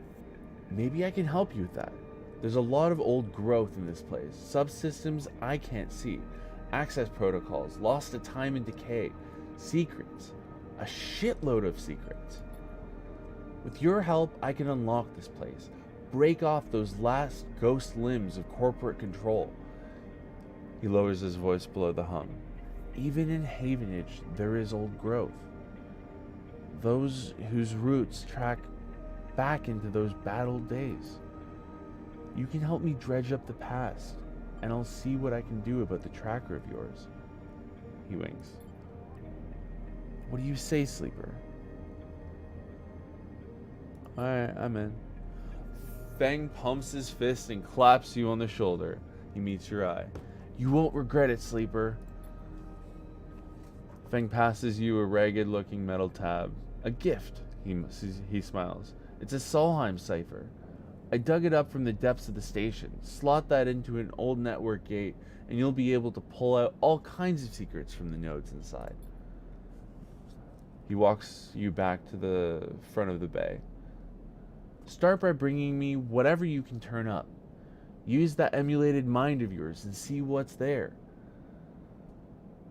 Let's get a picture of how things are. Those above. He nods at the ceiling, have granted me an acquisitions budget.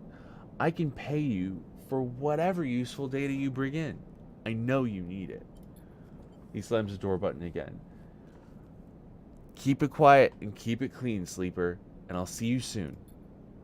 You step, blinking back out into the passage, those flickering lights still in the back of your mind. Sweet.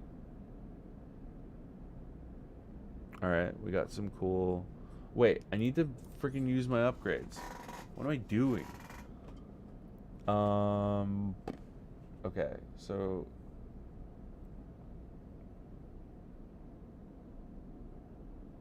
I should fix this, maybe? Agent nodes give double data rewards. What have I done? Oh wait, no, this is correct. I need to correct this one. This one's the bad one. No, I don't want to upgrade that skill. Sunbathed ice action allows energy to recover. Okay. Actually, that seems like it would be useful.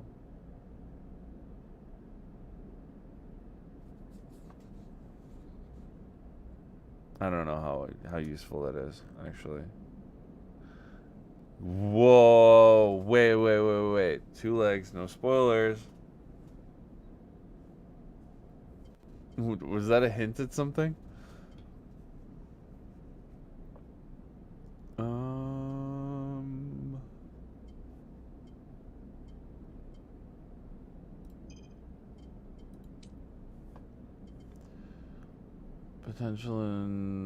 Potential positive and negative. No, I don't care about that. Chance to gain energy after any engage action. Chance to gain random scrap item on engineer actions. Oh, you haven't played it? Oh, okay. No worries. But yeah, anybody can turn on you, I suppose. Reveal themselves to be less than stellar peeps. Okay.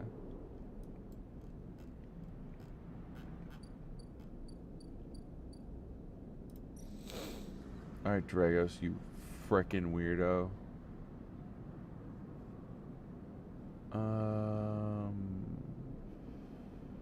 Into it.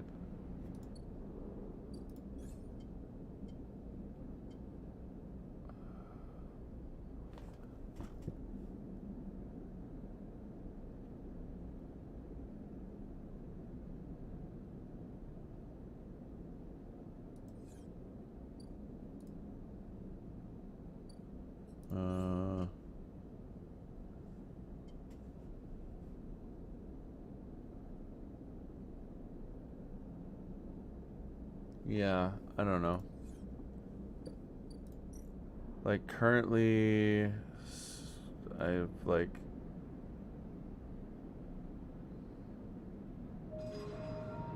Should I increase...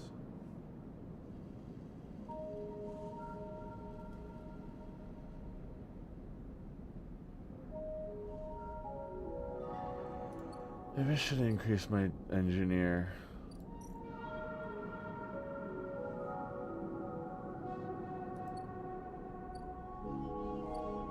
Yeah. Let's just do that.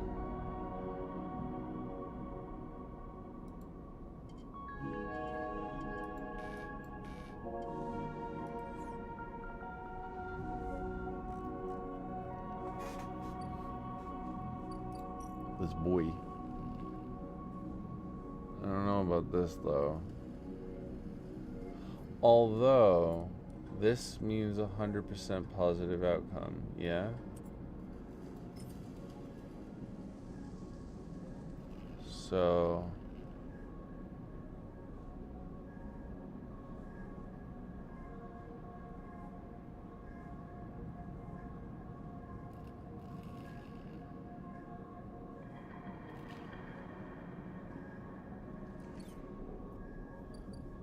Huh.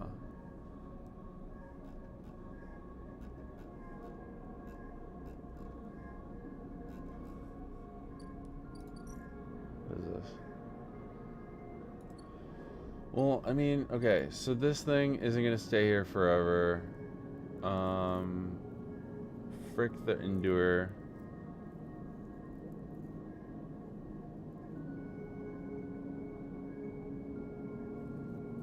Yeah, maybe I'll balance the Endure after this.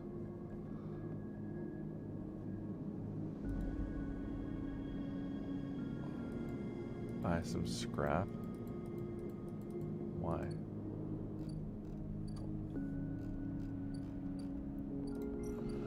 Yeah, screw it. Okay, so let's just play around with this. 50% neutral. Big money, no enemies. Negative outcome. It's not good.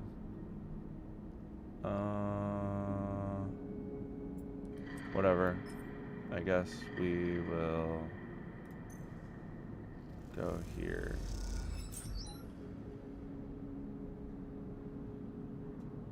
Cool.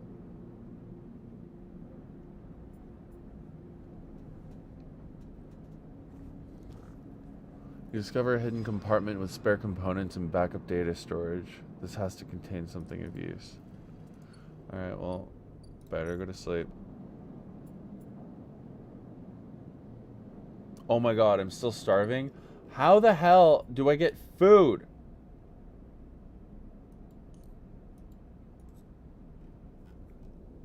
Oh, should I be like exploring the bright market more to figure out?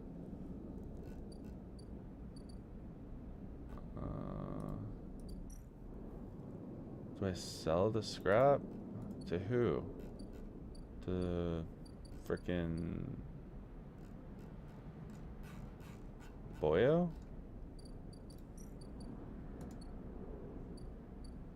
Oh, that's fine. Whatever. Whatever, go to sleep. How do I food? I thought the injection was gonna food me. This is unfortunate.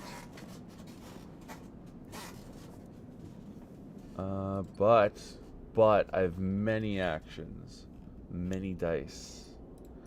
So maybe the market will be able to give me what I need. Positive? Neutral outcome. Okay, that's fine. That's fine. I'll take it. Manage to follow the flow of people. You start to appreciate more, enjoy chaotic outlook of the market. Food vendor. That's the guy. Memphis is busy, his broad face uplit by the makeshift gas burner in front of him. With precise, delicate movements, he lays thick chunks of marinated fungus into a dented wok, his other hand idly tossing a metal bowl of sliced vegetables and some red-flecked dressing. The smell is incredible. You watch as he fulfills a set of orders, heaping the fungus with the bright salad and depositing it in plastic trays. A stack of chits rattles in his apron pocket as customers file past the burner, handing over payment. Despite the queue, Memphis doesn't rush. He dresses each portion individually, squeezing precise slugs of liquid from an assortment of bottles into a bowl of torn leaves and bright slices before tossing them loosely together. Occasionally, a waiting customer might mutter something about efficiency, but Memphis remains steady in his process. After a while, the queue fades back into the crowd, and Memphis sets down his metal bowl and looks up across the burner to see you watching him. I can feel your eyes burning a hole in my soul. Free sample? Sure. He gestures neatly. Come over. The smell is almost unbearably strong as he cooks. The earthiness of the fungus laced with something so spicy the smoke makes your eyes water. The heat from the burner is like a bonfire, and your skin hardens in its glare.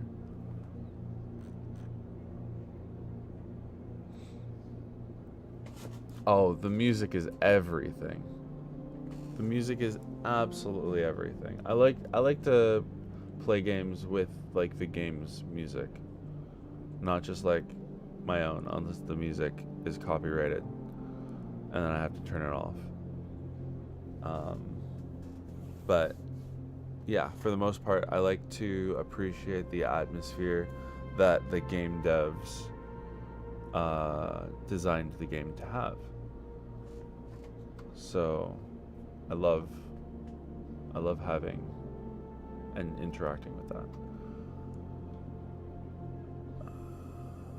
He gestures neatly. Come over. The smell is almost as blah, blah, blah, blah. Okay, yeah. I know you sleepers. Memphis says while he cooks, his voice deep but clear. A hard life, a lot of stories. He glances up from beneath his cap with piercing eyes. I know. Tell him a story. You begin to tell him about your journey to the eye, and he nods as he cooks, his eyes never leaving his wok. You tell him of the confusion, the pain, but also the sense of possibility and its sudden arrival. You tell him of the cold and dark of the container, and the endless cycles spent within it. Now it seems, you tell him, like some dream that you once had, but you can never forget. You tell him that the eye excites you and scares you, and you're unsure where to walk, where to look, what to do. Eventually, you trail off, running out of words. He places a plastic tray of steaming fungus in your hand. Next time, we can talk some more. He smiles, but next time, you pay. He slams a heavy hand against a button on the burner's side and shuts it off. The roar of the flame. Oh, and it shuts off. The roar of the flame and its impressive heat fades. Next time, sleeper. He waves you away and begins to oil the wok. Before you can turn back to the alley, you notice the geometric patterns of circular scars across his forearms, each surrounded with a constellation of glinting pin marks. You walk away, and as you do, you take a bite of the rich, spicy, delicately sweet fungus. Your taste sensors light up like a fusion reactor. You'll be back. That sounds really good. Ooh, new drive discovered.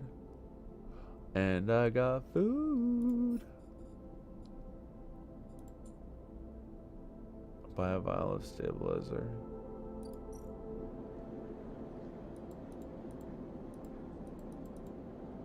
Oh, I still don't have enough. I'm still broke.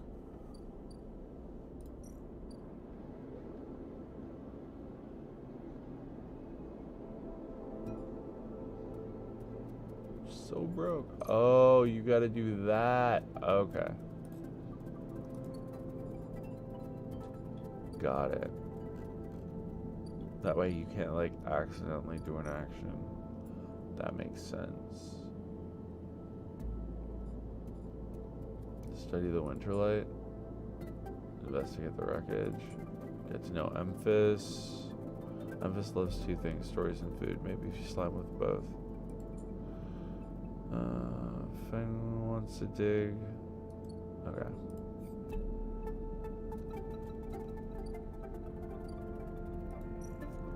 Let's see. Wait, how do I use the thing that Feng gave me? Is it up here? Or is it in here?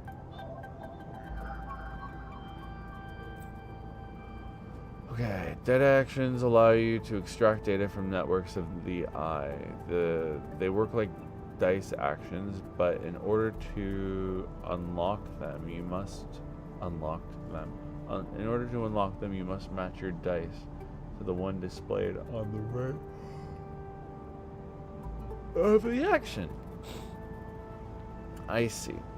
If you have a +1 or +2 modifier in the interface skill, you'll be given more possible dice to match. You can use any dice that matches the dice displayed. Once unlocked, the data can be extracted. Okay. That's interesting. Okay. Oh, I have a thing. Solium cipher. Okay.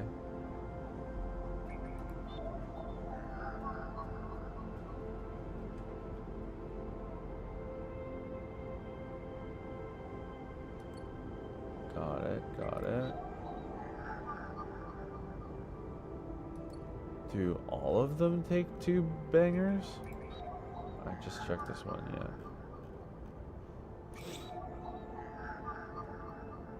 Aha. We got one.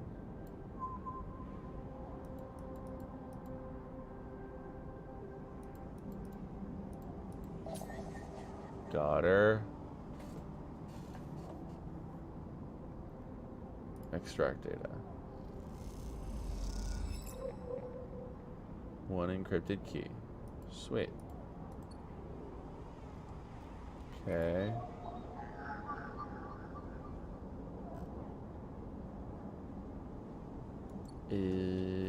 Okay, so I don't know what Solheim place is going to be the best to do. More two bangers. That's a one banger. Alright, so I can hold on to my like crappy dice to use here. That's really, really good to know.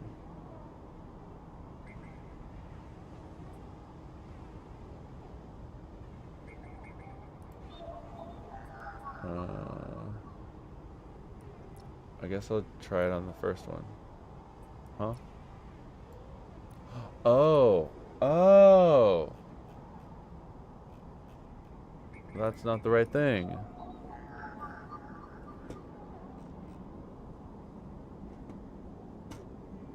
I like to be called Nate. Nate works. Def. Yeah. Nate, Def, Lettuce.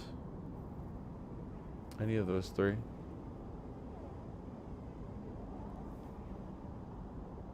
Here's the thing.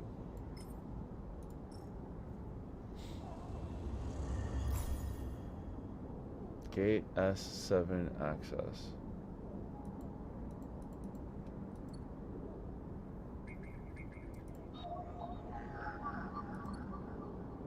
Got it.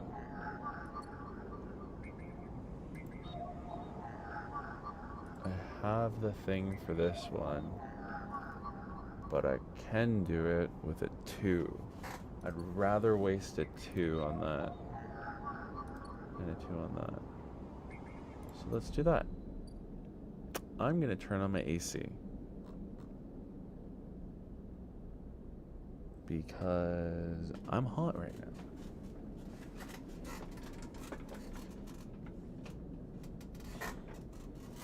And if I open the balcony door on a Saturday night, then all the voices of all of the people from all over Toronto are going to be picked up by the mic. That's not ideal. So, I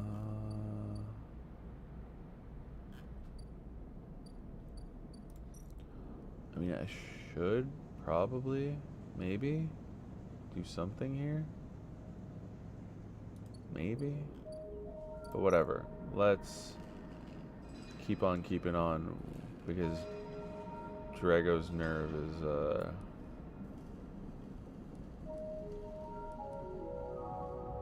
in rough shape. So let's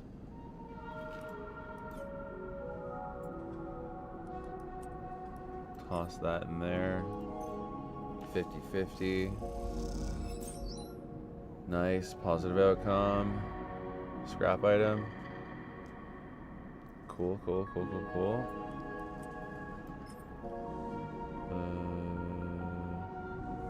I mean, it's a safe, so...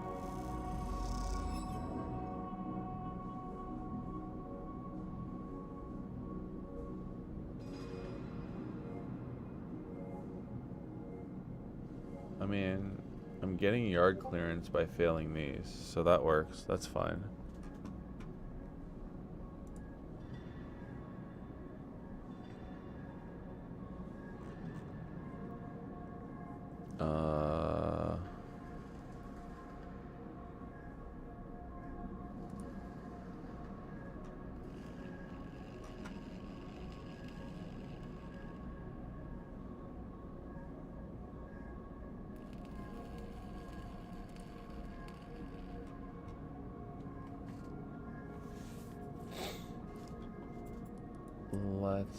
Okay, whatever. Let's just finish up with Davos for the day.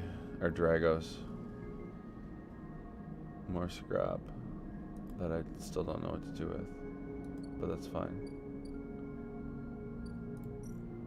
We're still being tracked. Oh, wait. Can I... I know what to do with data. Understood.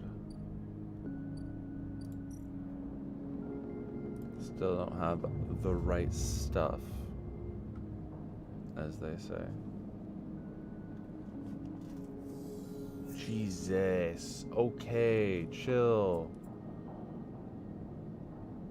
That's a lot of hunger. Alright, so I might as well, I guess, go back here and order fungus.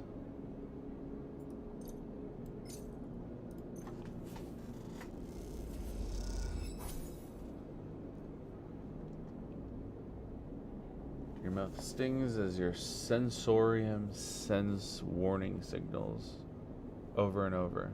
This is the good stuff. Okay. Now I don't have enough money for the thing, but that's fine. I do have solar nodes. Let's toss one of these up in here and bypass. Extract the data.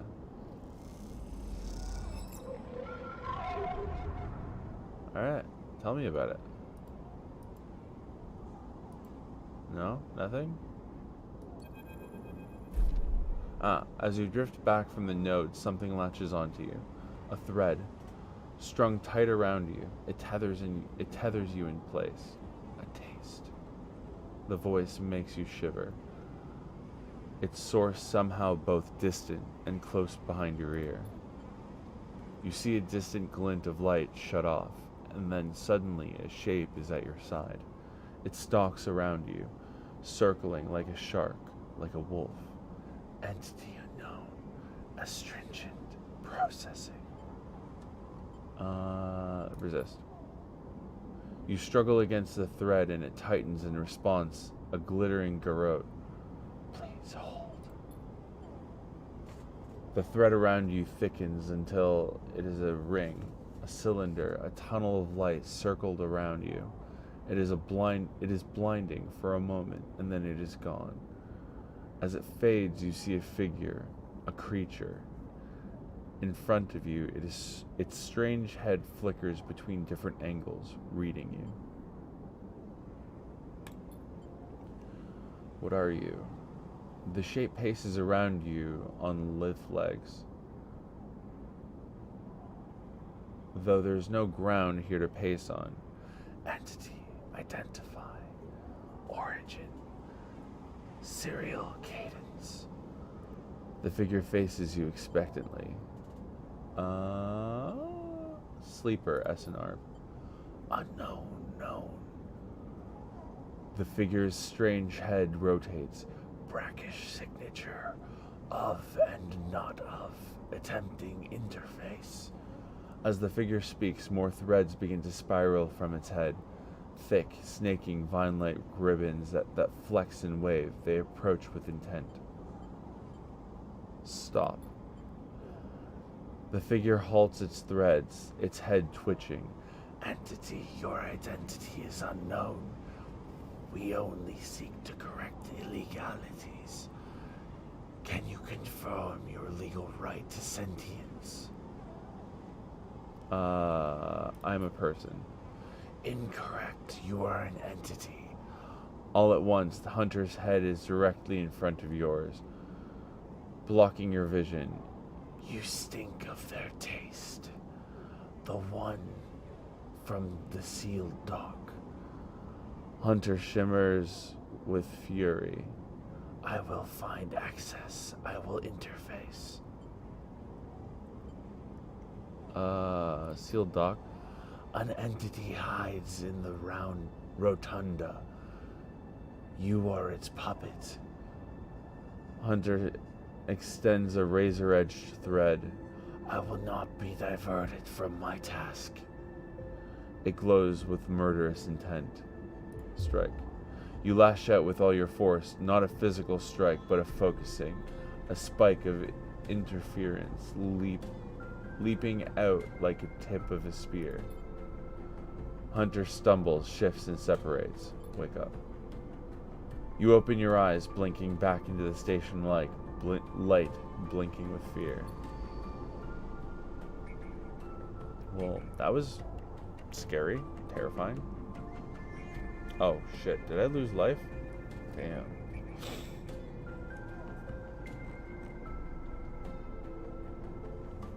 I should not have wore headphones? Really? Why? I'm sorry. Am I being too, like, ASMR-y for you?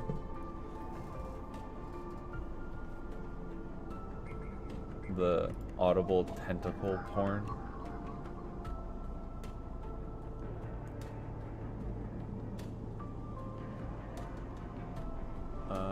This node is orbited by the remains of a long... actually, let's hit up our boy and give him a thing.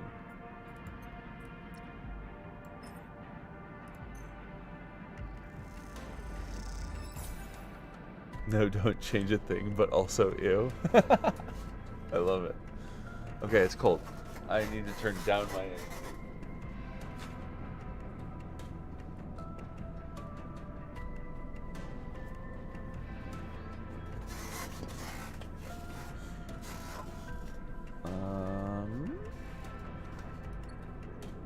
Okay, that didn't do anything. I guess I have to fill up the full meter. I guess I'll use a 3-banger on this one. That's a 1-banger. But can also take a 3. Why would I waste that? That's a 2 for a 3. 3 for a 2.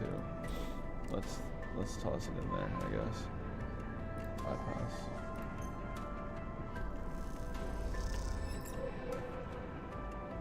Okay, got another encrypted key. Good. I think we're good. I think we're gonna go topside and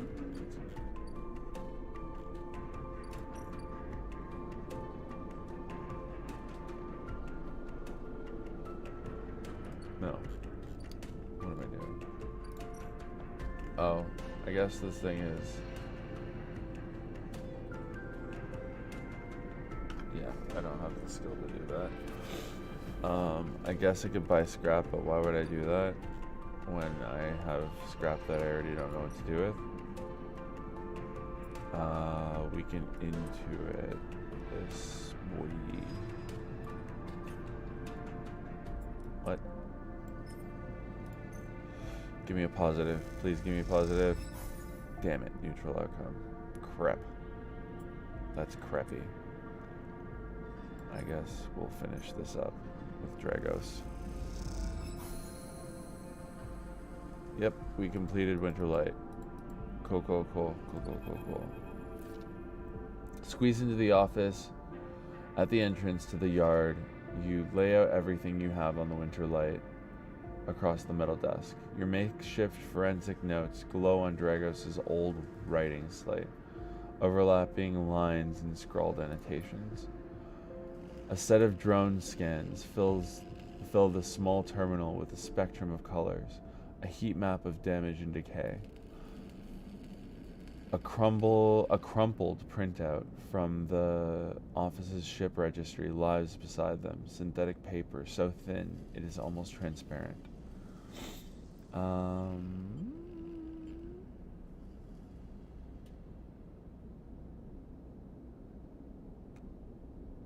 Office's ship registry. Printout. A plain list shows the registration history of the Winterlight, the gaps between the entries tantalizingly opaque. Its first registration was a couple of thousand cycles ago, on this very station, logged at the central hub. From here, the registry tells the story of a busy ship, one that rarely stayed on station for more than a few cycles, and often took on voyages that kept it away from the eye for up to 100 cycles. The Winterlight got little rest. On the monitor, reactor failure. That's the verdict that anyone would have returned from after a cursory glance at these stacked heat maps of the remains of the winter light. On the terminal screen, the ship is shown in section, blotches of color marking the approximate damage the ship sustained. Dominating the view is a single blood-red rose radiating from the ship's fraction drive. A simple story, a catastrophic failure of the drive core leading to a fatal hull breach. A well-documented failure, likely brought on by wear or misuse. But you aren't looking at the rose of the reactor, you're looking at a smaller, paler mark, one that might be easy to miss at first glance.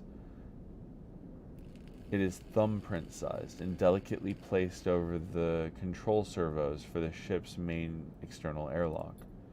It suggests a controlled, shaped explosion, one designed to punch through the hull and allow access to the airlock from the outside. You are looking at it because it is troubling you.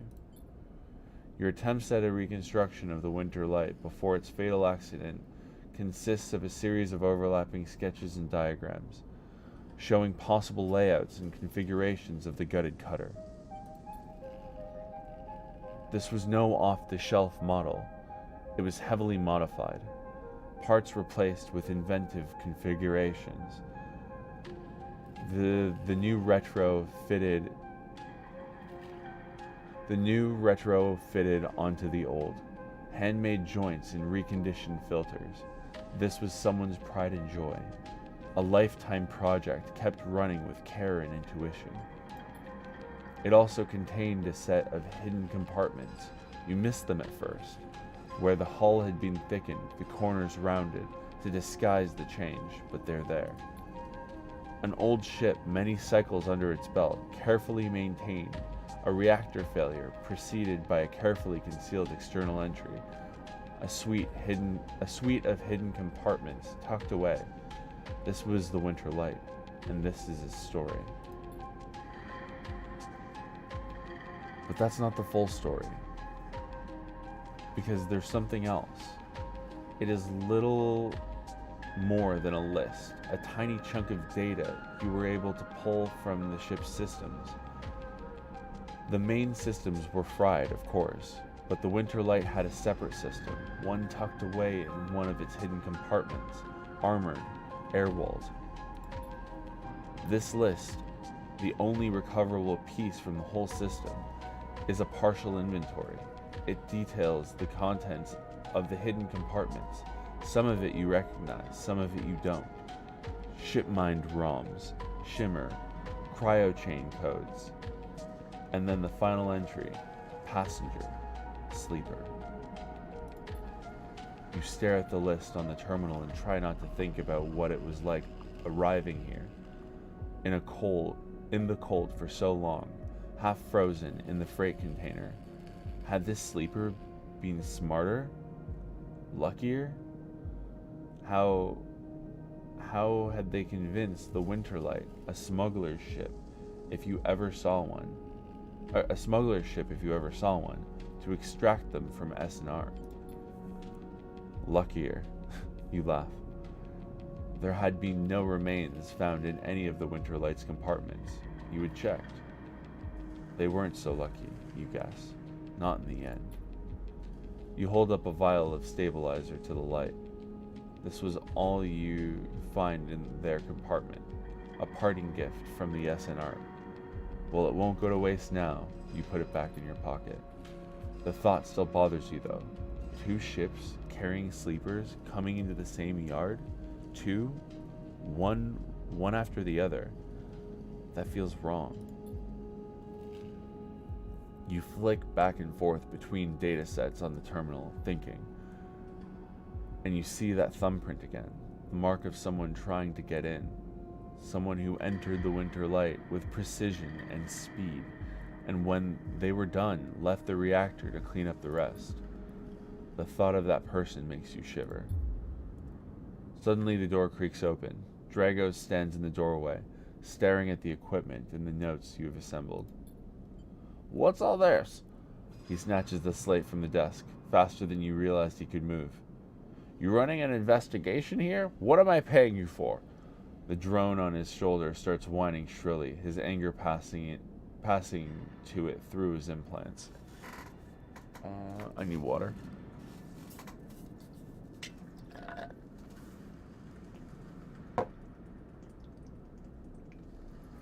Where's the ship from? Leave this alone. He starts shaking his head. I know you have a lot of questions, but this isn't the way. He turns away, muttering to himself. This is the last thing I need.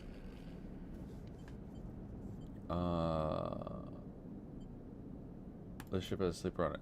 Dragos freezes, suddenly angry. What did you say? He pushes past you to look at the terminal. At the list. He shakes his head. So what? Aren't all of you trying to escape? You were lucky that it was you that made it out alive, not them. He folds his arms indignantly. Dragos seems to steady himself and then turns back to you. The heat map of the reactor failure reflected in his headset's glassy eyes. I've given you a place to stay. I've given you work. He stumbles over his words, unsure what to say. There's plenty of others who would have sold you on, turned you in, but not me. I appreciate that, but don't. He shakes his head. I'm not discussing my business with you. He quiets the drone. I've done well by you, and you've returned the favor. He straightens up and clears his throat. But this obsession you have with this ship is not going to work for me. I can't have you making my clients nervous. I can't have you digging up whatever it is you're after. He sighs. You can't work here anymore. What about the winter light? He reaches over and switches the monitor off. Forget about that damn ship. You have enough to keep you up. Dragos reaches across you and flicks off the terminal as the light of the monitor dies. A kind of eerie calm falls on both of you. Whatever this was, it's done. You made it out, Sleeper. That means you have to move on.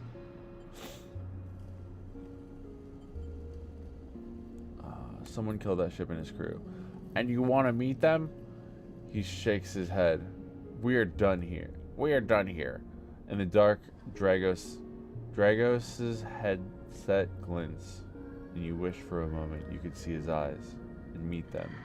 Maybe then he would understand. You get up from the desk, and Dragos gathers his notes, stuffing them into a pocket of his overalls. He holds the door for you, his headset as expressionless as always. You can stay in the container. I won't take that from you. Don't come back. His tone is final, definite, with an edge of disappointment. You walk into the office, and then out the yard, not stopping to look back. You leave the yard, thumbing the vial in your pocket, knowing that this, at least, guarantees you a little more time.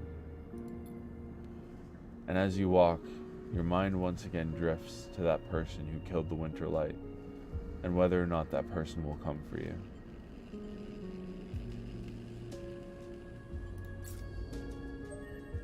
Oh, that's sad.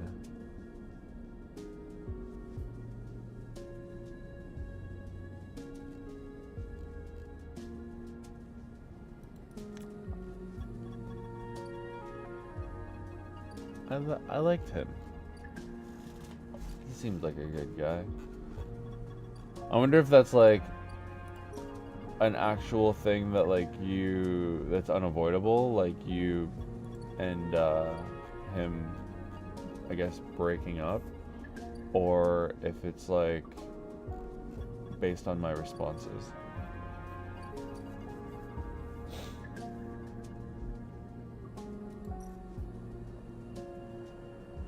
Alien Crossing.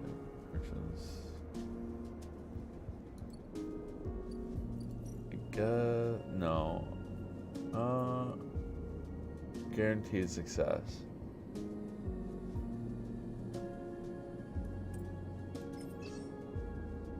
Oh.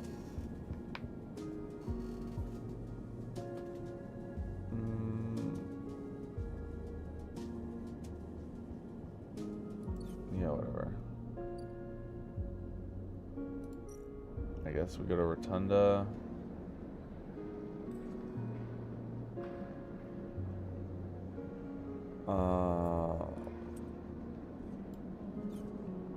Yeah, let's explore the Rotunda.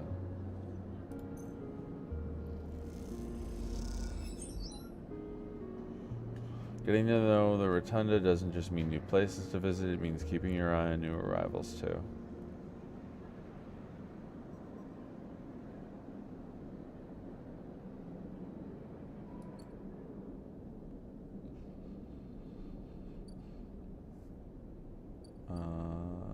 Oh, the bar? Straight in Merc. Buy rations. Some expired Solheim rations behind the bar for those weary spacers who ask why the Overlook doesn't serve food. It's cheap. Get a drink. You're unsure if your frame can metabolize alcohol, but this fungal drink fermented along the Greenway seems like a good test.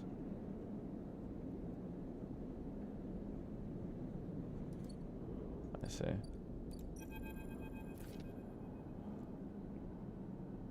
Oh, I don't have any more voices left for this.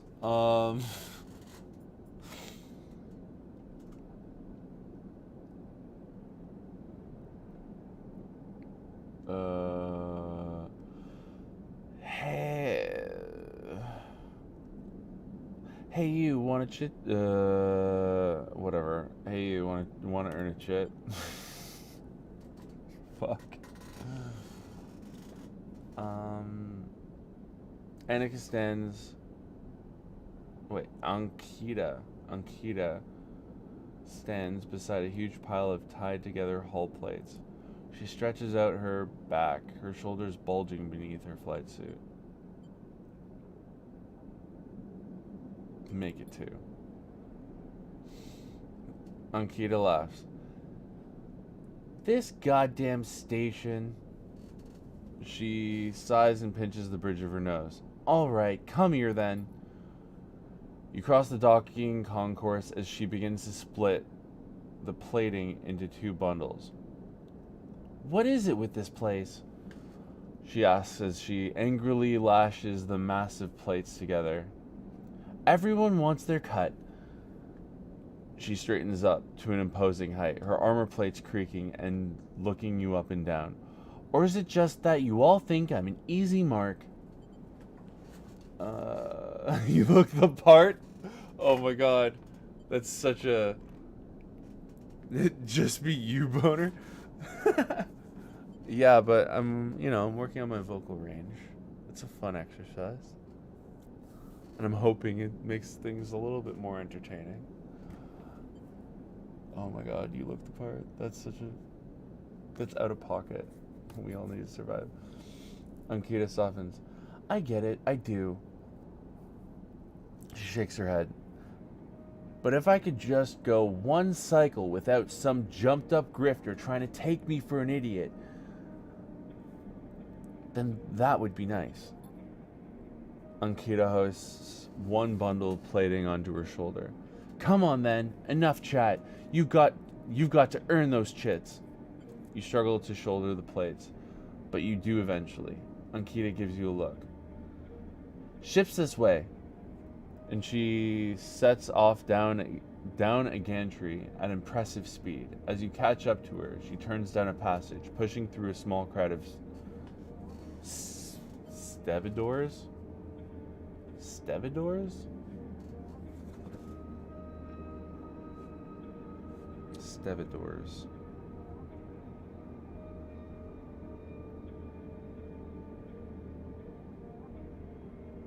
A person employed or contractor engaged at a dock to load or unload cargo from ships. Stevedores. Stevedore. Stevedore. Okay. Not Stevedore. Not Stevedore. Stevedore. We learned something today.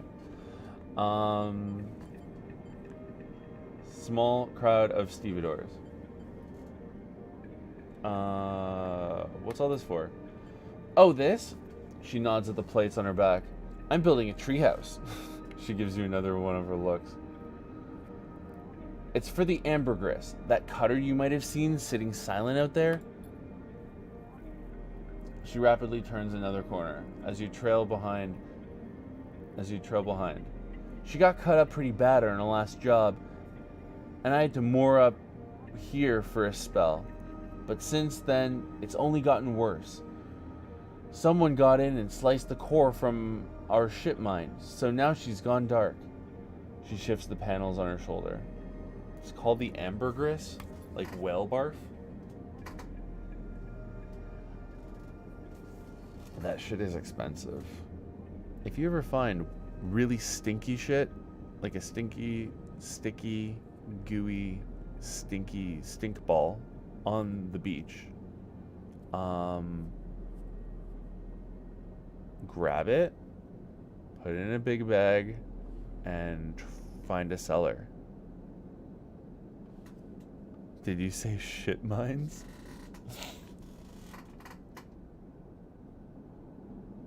Did I say shit mines?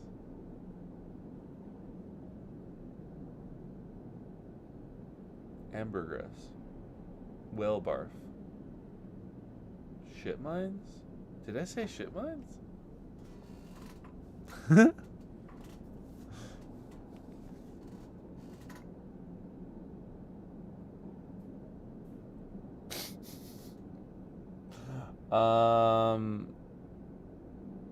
The upshot is that I'm short. Oh, ship mind. Fuck. Whoops. Yeah, the upshot is that I'm short one ship mind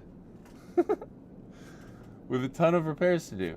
The run and the rest of the crew signed off the moment they got wind of I'd been stranded. Caught wind that I'd been stranded. So yeah, it's been a time.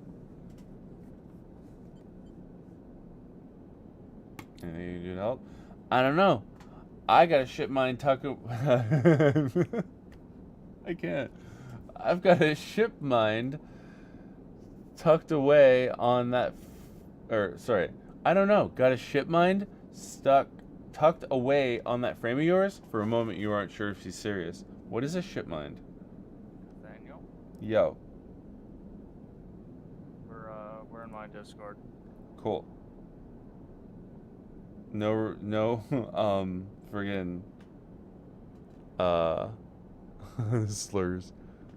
What? No, I wasn't coming over there because Spencer was like, we're coming to say slurs in your stream in an hour. And I was like, I'm playing a visual novel right now, and like additional talking would probably be bad for that.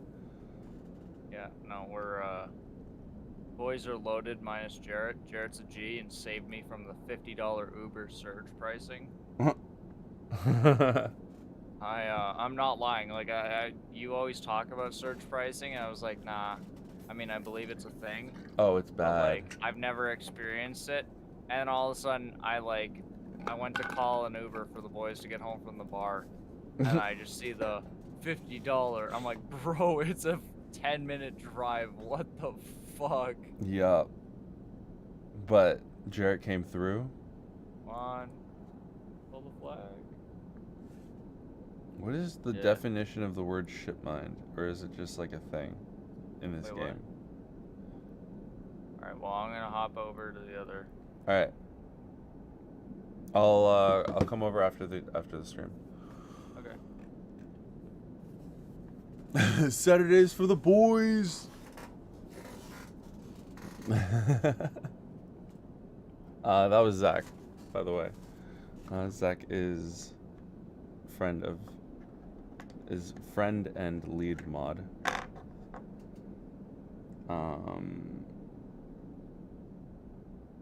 Yeah, I guess it's just a thing. I can't find a definition for the word shit mind. All I hear is shit mind now. This is your fault.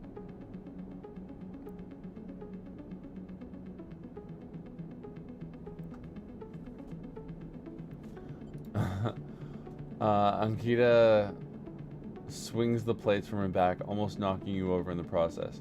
This is me. She hauls the second bundle off your shoulder. You're the first person I've met here who might actually be considered helpful. She pauses, chewing on her bottom lip. Look, you want to help? Come see me. I need a hand putting Amber back together, and you don't seem like the type to try anything stupid. She passes the bundles of plates through the ambergris's outer lock and turns back. Just don't go spreading this all around. Ankita throws you a couple chits. She gives you a parting nod and ducks through the doorway. Alright, get out of here, she calls back, and the lock slams shut. We got money. Oh, literally 2. Actually, just 2 chits. Like, completely derailed. I think it is sleepy time, I guess. Yeah, it is. Amber Hull repairs. Rewire drones. I mean, I can do that. I don't need to buy a vial of stabilizer. I already have a vial of stabilizer. Whatever. Let's just go to the container and sleep. Shit. I just realized that that guy or whatever is tracking me and getting close, and I need to figure out whatever the hell is going on there.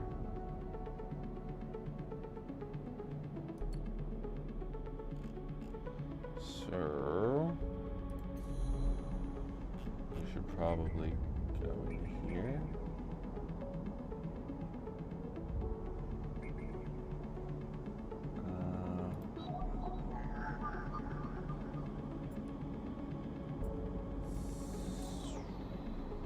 Alright, whatever.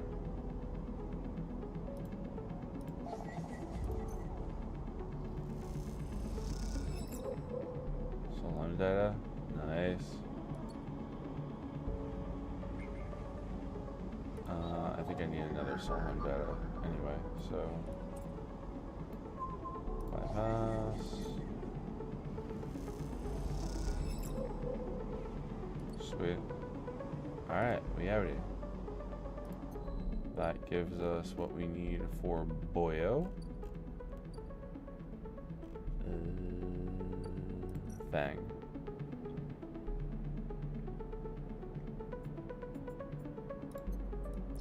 Fang, I got some data for you, buckaroo.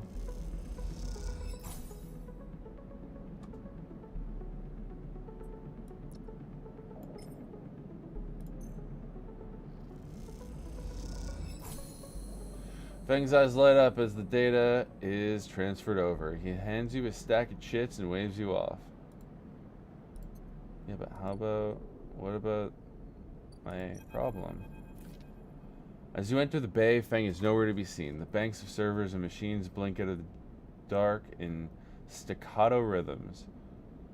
Unseeing eyes of the station's digital ghosts. Shitheads! Fang's voice echoes from behind a stack, followed by the hammer of a fist on a metal casing. These snaky shitheads! Who's snaky? Sleeper! Fang's smiling, Sleeper! Fang's smiling head pops out from behind a stack. I just emulated consciousness and I've been eager to see. Come back here. You pick your way between the thrumming stacks, trying not to trip on the loose bundles of cables that blanket the dark floor. Fang is sat in front of a set of monitors, mounted to a stack. Tell me, Sleeper, what do you see here? Fang waves at a monitor to his side, glowing with pale lists of information. You lean in closer, looking for the links in the data. The tables seem to be filled with personal information. Names, genders, dates, ID numbers, all markers of institutional records. Names, people, shitheads? Sorry, creaky chair. Shitheads?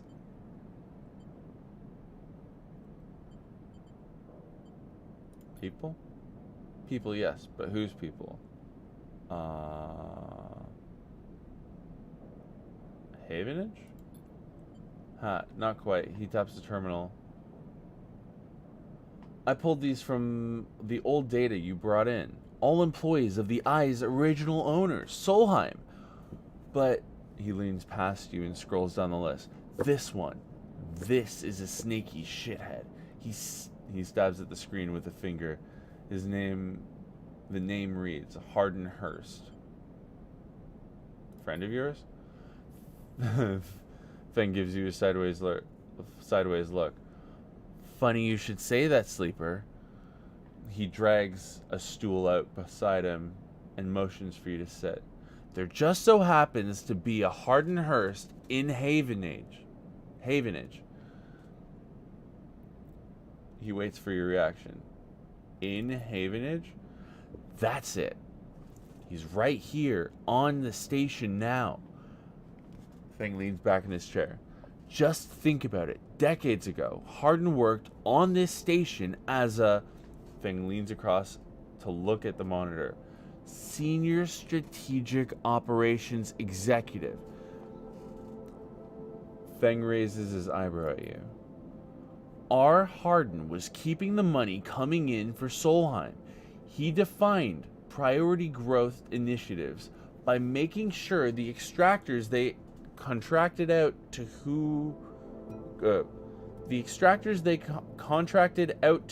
were hooked into a system that outsourced all that risk and kept the profit. Good old Harden shuttled thousands of Palladium Rush workers into an infrastructure which meant that their cut of the work they did went straight back into Solheim.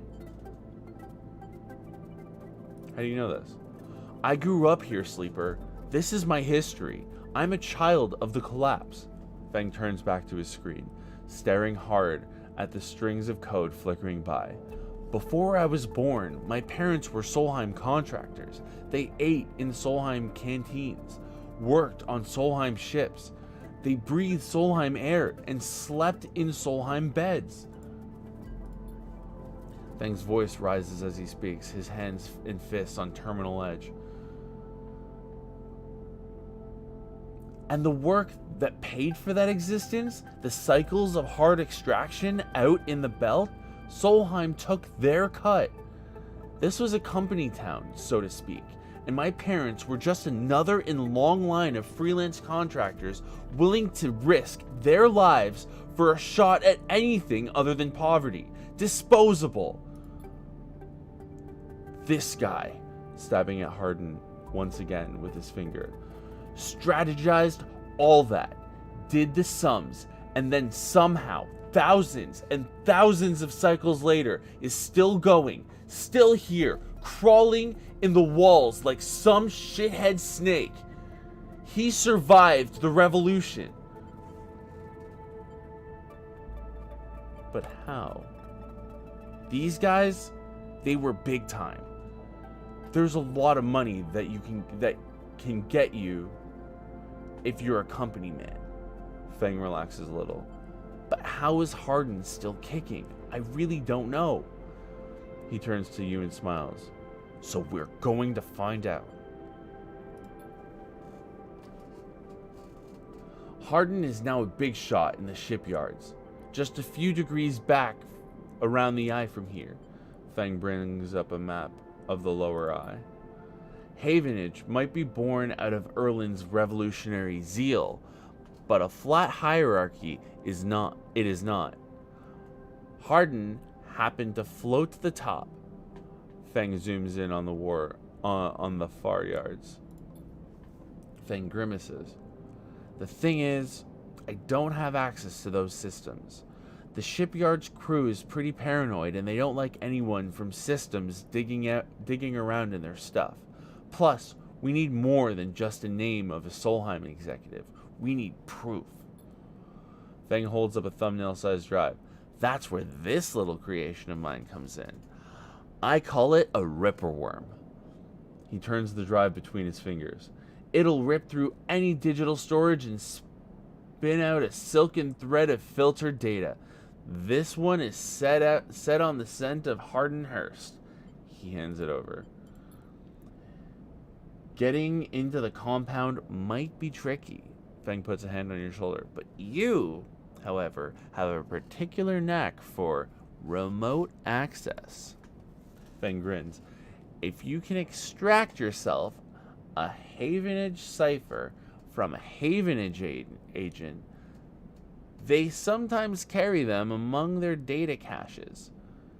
You can crack open the compound's network and slot the worm in through any open port. You've never even needed to go near the shipyards. You never even need to go near the shipyards. What do you say? Are you up for it?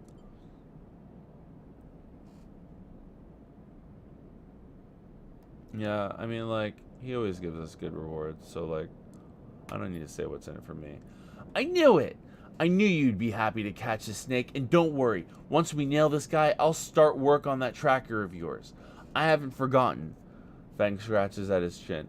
Anything the worm gets, it'll send it back here. There's something wrong here, and I aim to get to the rotten core of it. You leave Fang digging through the data among the wires and machines of the old station. As you walk out, you try to imagine the Eye as it once was, a vast machine running smooth and strong, directed by people like Harden. A vast Solheim-built machine into which thousands poured from the surrogate systems, looking for a new life. The hope of a better future, engineered to line someone else's pockets. It's an idea you're intimately familiar with. You think of Harden, still alive, still part of this place, and wonder if the past is ever truly past.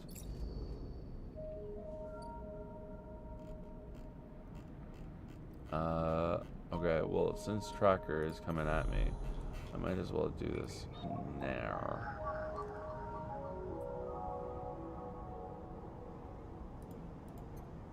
Huh?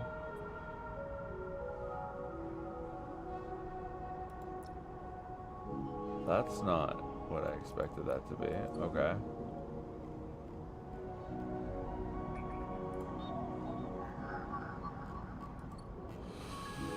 Yeah, not helpful. Not helpful at all. Oh, no. Nope, that's still not it.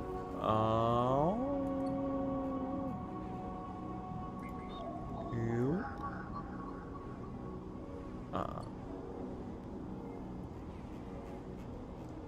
Oh, okay. So, I guess I'm good here.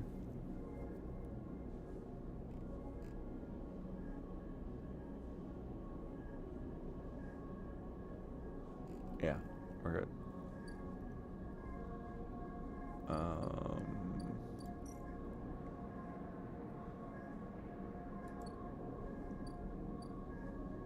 What is this about? Oh, it's another ship coming.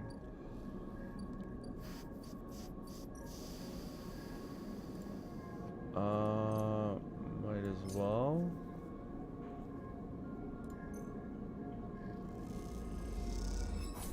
Oh wow, it actually gave me one.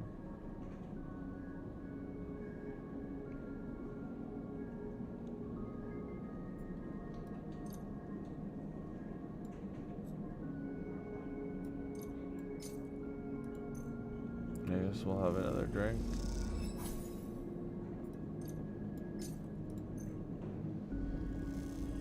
The fermented mushroom drink. Overlook. The glass shatters on the steel bar beside you, and the taunts don't take long to follow. Hey, Haunt. The spacer calls across the low room. What are you doing here? He laughs at his own joke. At his own lame joke. Playing human? Ignore. You hunch a little further, staring at the hundreds of tiny impact points that scar the bar. A hand falls on your shoulder, but as you flinch away, it pats reassuringly. You freeze in place. out! The voice comes from behind you, spat out like a shot. You turn to see bright eyes, dark hair, and a stare that could breach the wall and vent you all into a hard vacuum. Oh shit, it's me. As you turn back to the spacer, the second glass comes sailing through the air. Catch. You reach up a hand and the glass shatters across your forearm, showering you in fragments. Damn it, I thought we could be cool. Through the haze of glass and Girl vapor, you see Tala leap the bar and close the distance to the spacer. The thud as he slams into the wall echoes around the bar like thunder. Now flanked by other figures, quick to their feet, Tala throws the spacer out the door and stands silhouetted against the rotunda lights. You touch your arm and it feels wet. Someone helps you to your feet and back to your stool. Broken glass rattles as it is cleared, and a fresh measure of Girol is glugged out in front of you. That same hand, warm, heavy, falls on your shoulder once more. He isn't coming back.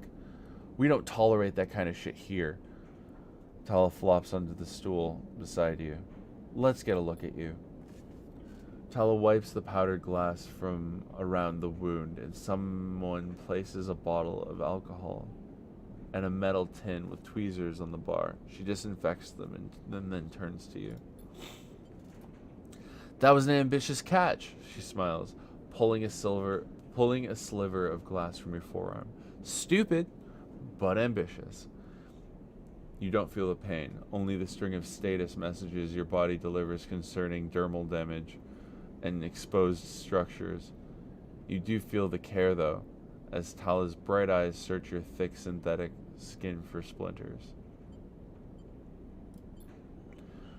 Tala works with the skill of someone who has had to pick splinters from the skin of a stranger before. She hones in on each bright shard, all the time tapping the tweezer tips in little rhythms that only she can follow. Tala smiles to herself. So you been on the eye long? I just arrived.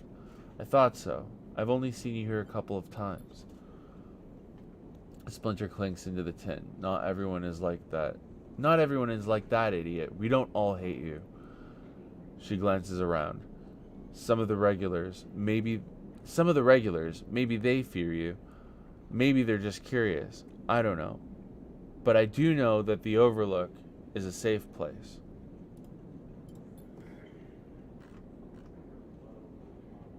Yes, small suggestion. Hit me. Suggestions are good.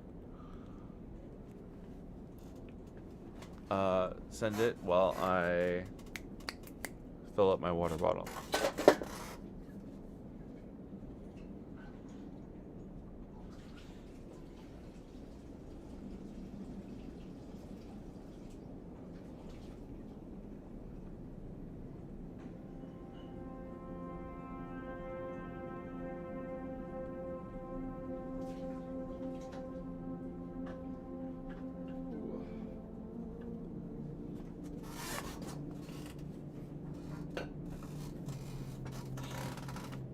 I am open to all suggestions.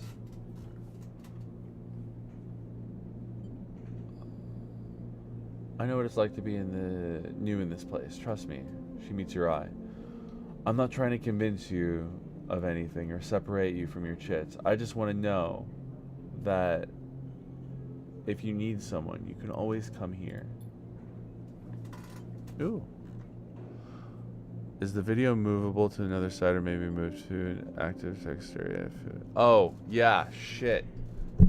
No, that's an excellent point.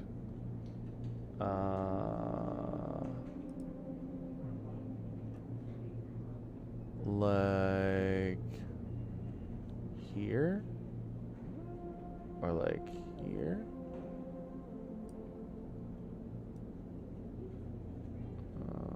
Let's go there. How's that? Bottom left?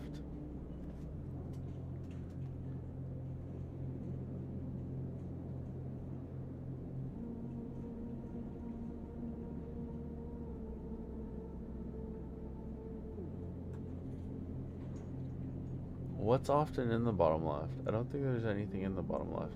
Is there?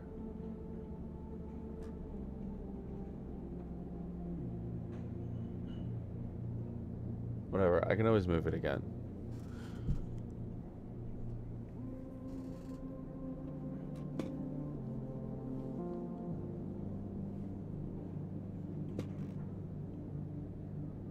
What? No, don't apologize. It's a very valid suggestion. I'm looking at the game screen. You're viewing me overlaid. So it's a not only a valid suggestion, but it's also a very good suggestion. And it improves overall stream quality, so I appreciate the feedback. Let me know if the bottom left is not ideal.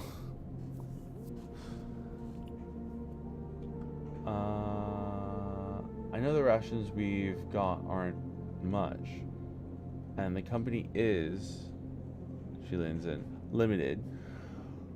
But if you need work, I'll happily put you behind the bar, and if you need shelter, well, we can discuss that. You'll be safe. I usually have Francis on the door, but he's up in the greenway this cycle, haggling with our supplier. Francis tends to be particular about what we serve, even if the clientele isn't. She places her tweezers in the tin with a clink. That's you, sleeper. Here. She slides the glass of Groil at you. Girl. This'll help. She stops, her hand still on the glass. Wait, does this help? I mean, can you get drunk? No idea. She laughs. Well, keep trying. I'll let you know if I see any difference. She walks back around the bar, gathering the glasses as she does. And before long is retelling how she threw that spacer out to a new group that just wandered in, complete with dramatic actions. She gestures in your direction and you instinctively look away, back to the worn surface of the bar. You take a sip of the Grohl. Yeah, I'm going with Grohl, like Dave Grohl. The earthy fungal tones fill your senses, almost blocking out sight and sound, like diving headfirst into a bog. You may not be able to get drunk, but this connection to something grown, something fermented, something old feels good. Cool.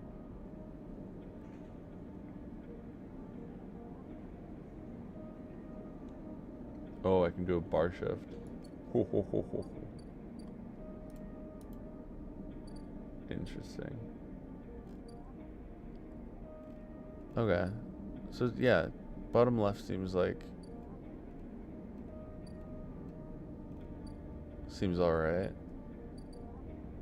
For now.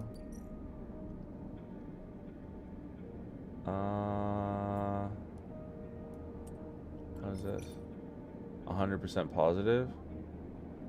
Hell yeah. Let's do rewire drones. Yeah.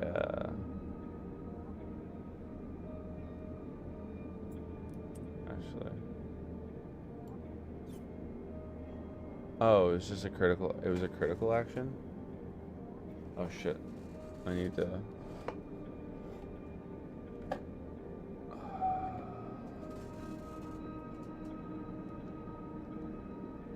Sorry, I need to change my headset battery. Whoa, shit.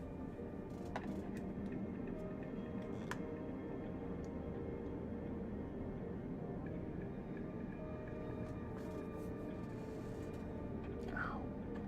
I kind of punched myself in the nuts when I tried to catch that battery.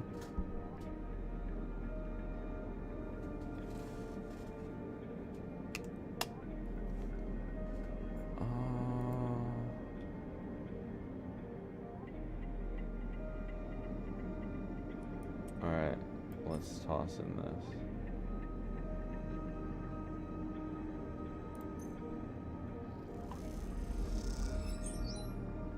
Positive outcome, hell yeah.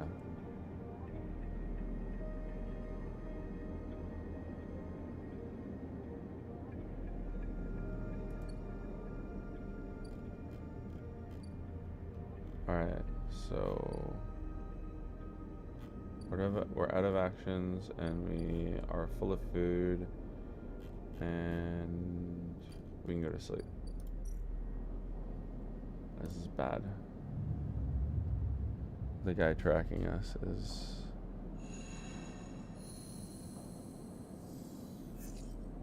Aw, come on. What is that? That's like the worst dice rolls ever. Bullshit.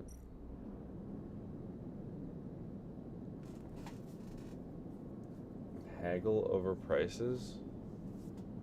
Need higher and engage.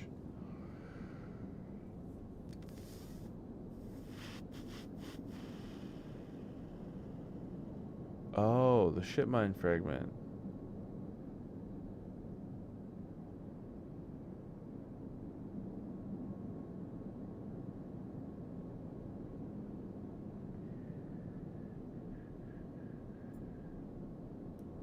I guess I'll buy a ship mine fragment. No, not yet.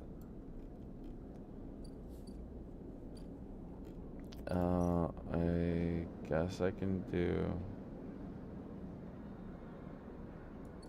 God, this sucks.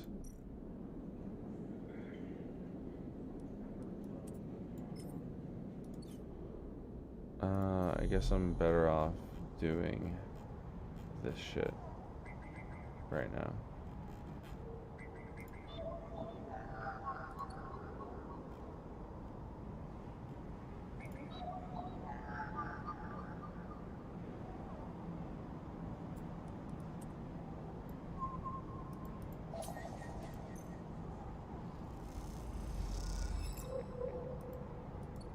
Alright, so I got three of these damn keys.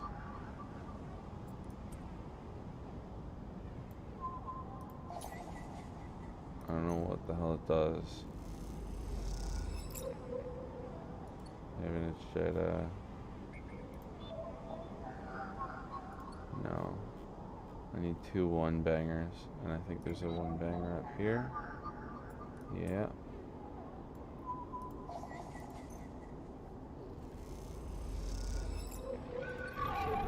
Oh shit.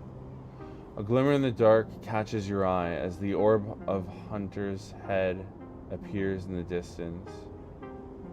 It is looking for you.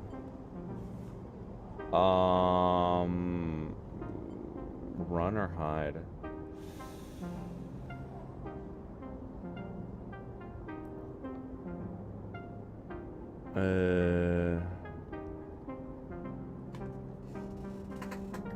It probably doesn't matter, honestly, but I'm gonna run.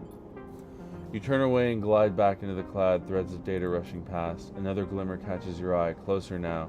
That roving orb wreathed in tentacles. It flickers, jumps once, twice, and then it is here. Hunter is here. Entity. Oh. Entity. Submit to inquiry. Hunter reaches for you. In that unpleasantly familiar way. It's waving threads creating a cage. Struggle. You push against the threads as they close in, becoming frenzied as you push them aside. You're caught by whipping tendrils and feel them pulling you away with the anchor of your body. From the anchor of your body. You push through, clearing the threads. Entity. Hold for processing. Comes a scream from behind, but you are already gliding away back to your anchor, your body. You awake, dizzy, distorted, but safe. Okay, good thing I ran away, because that thing would have fucked me up.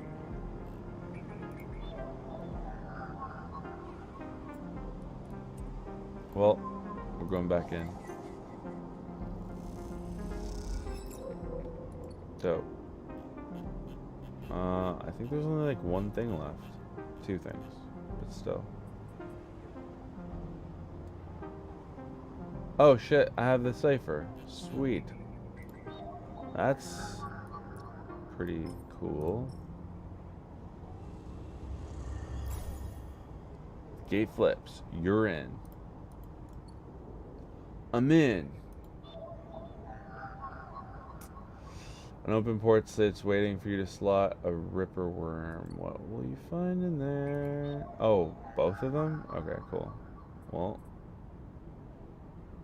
Yadigan data. Let's get this ripper worm. Gonna lurk and go bury my face in my cat. Nice to meet you. Looking forward to hanging again? Absolutely. I'm actually probably gonna, when at the end of this cycle, I'm probably gonna end the stream. I'm really tired. But thanks for hanging. Great to meet you. And I hope to see you in the next one.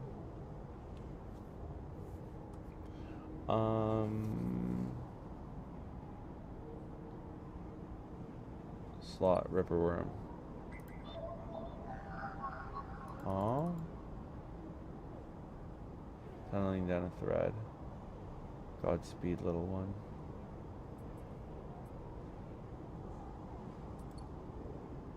Okay, so I got a data cache from Yadigan.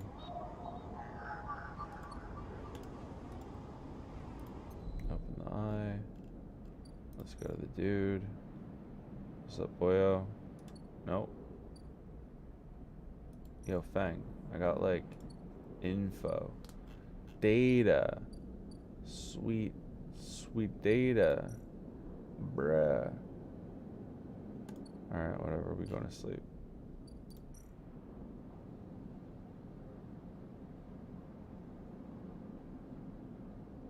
We're like, okay, we're 1 day away until the tracker comes. Oh, and now we're hungry. Starving even. Well, I guess we're gonna have to find out what the hell happens when the tracker comes to hunt us next time. Thanks to everybody that followed today. 2 legs, you were the first. Super appreciate it. Ghost and Launcher Baby. Again, great name. I'll see you guys in the next one. I'm probably gonna stream tomorrow during the day. I have an appointment at like 4 p.m. Eastern time, and then I'll probably stream after that for a little bit. I'm not sure if I'll stream this, but I'm really enjoying it, so maybe I will. But I'll see you guys in the next one. Love you lots. Later.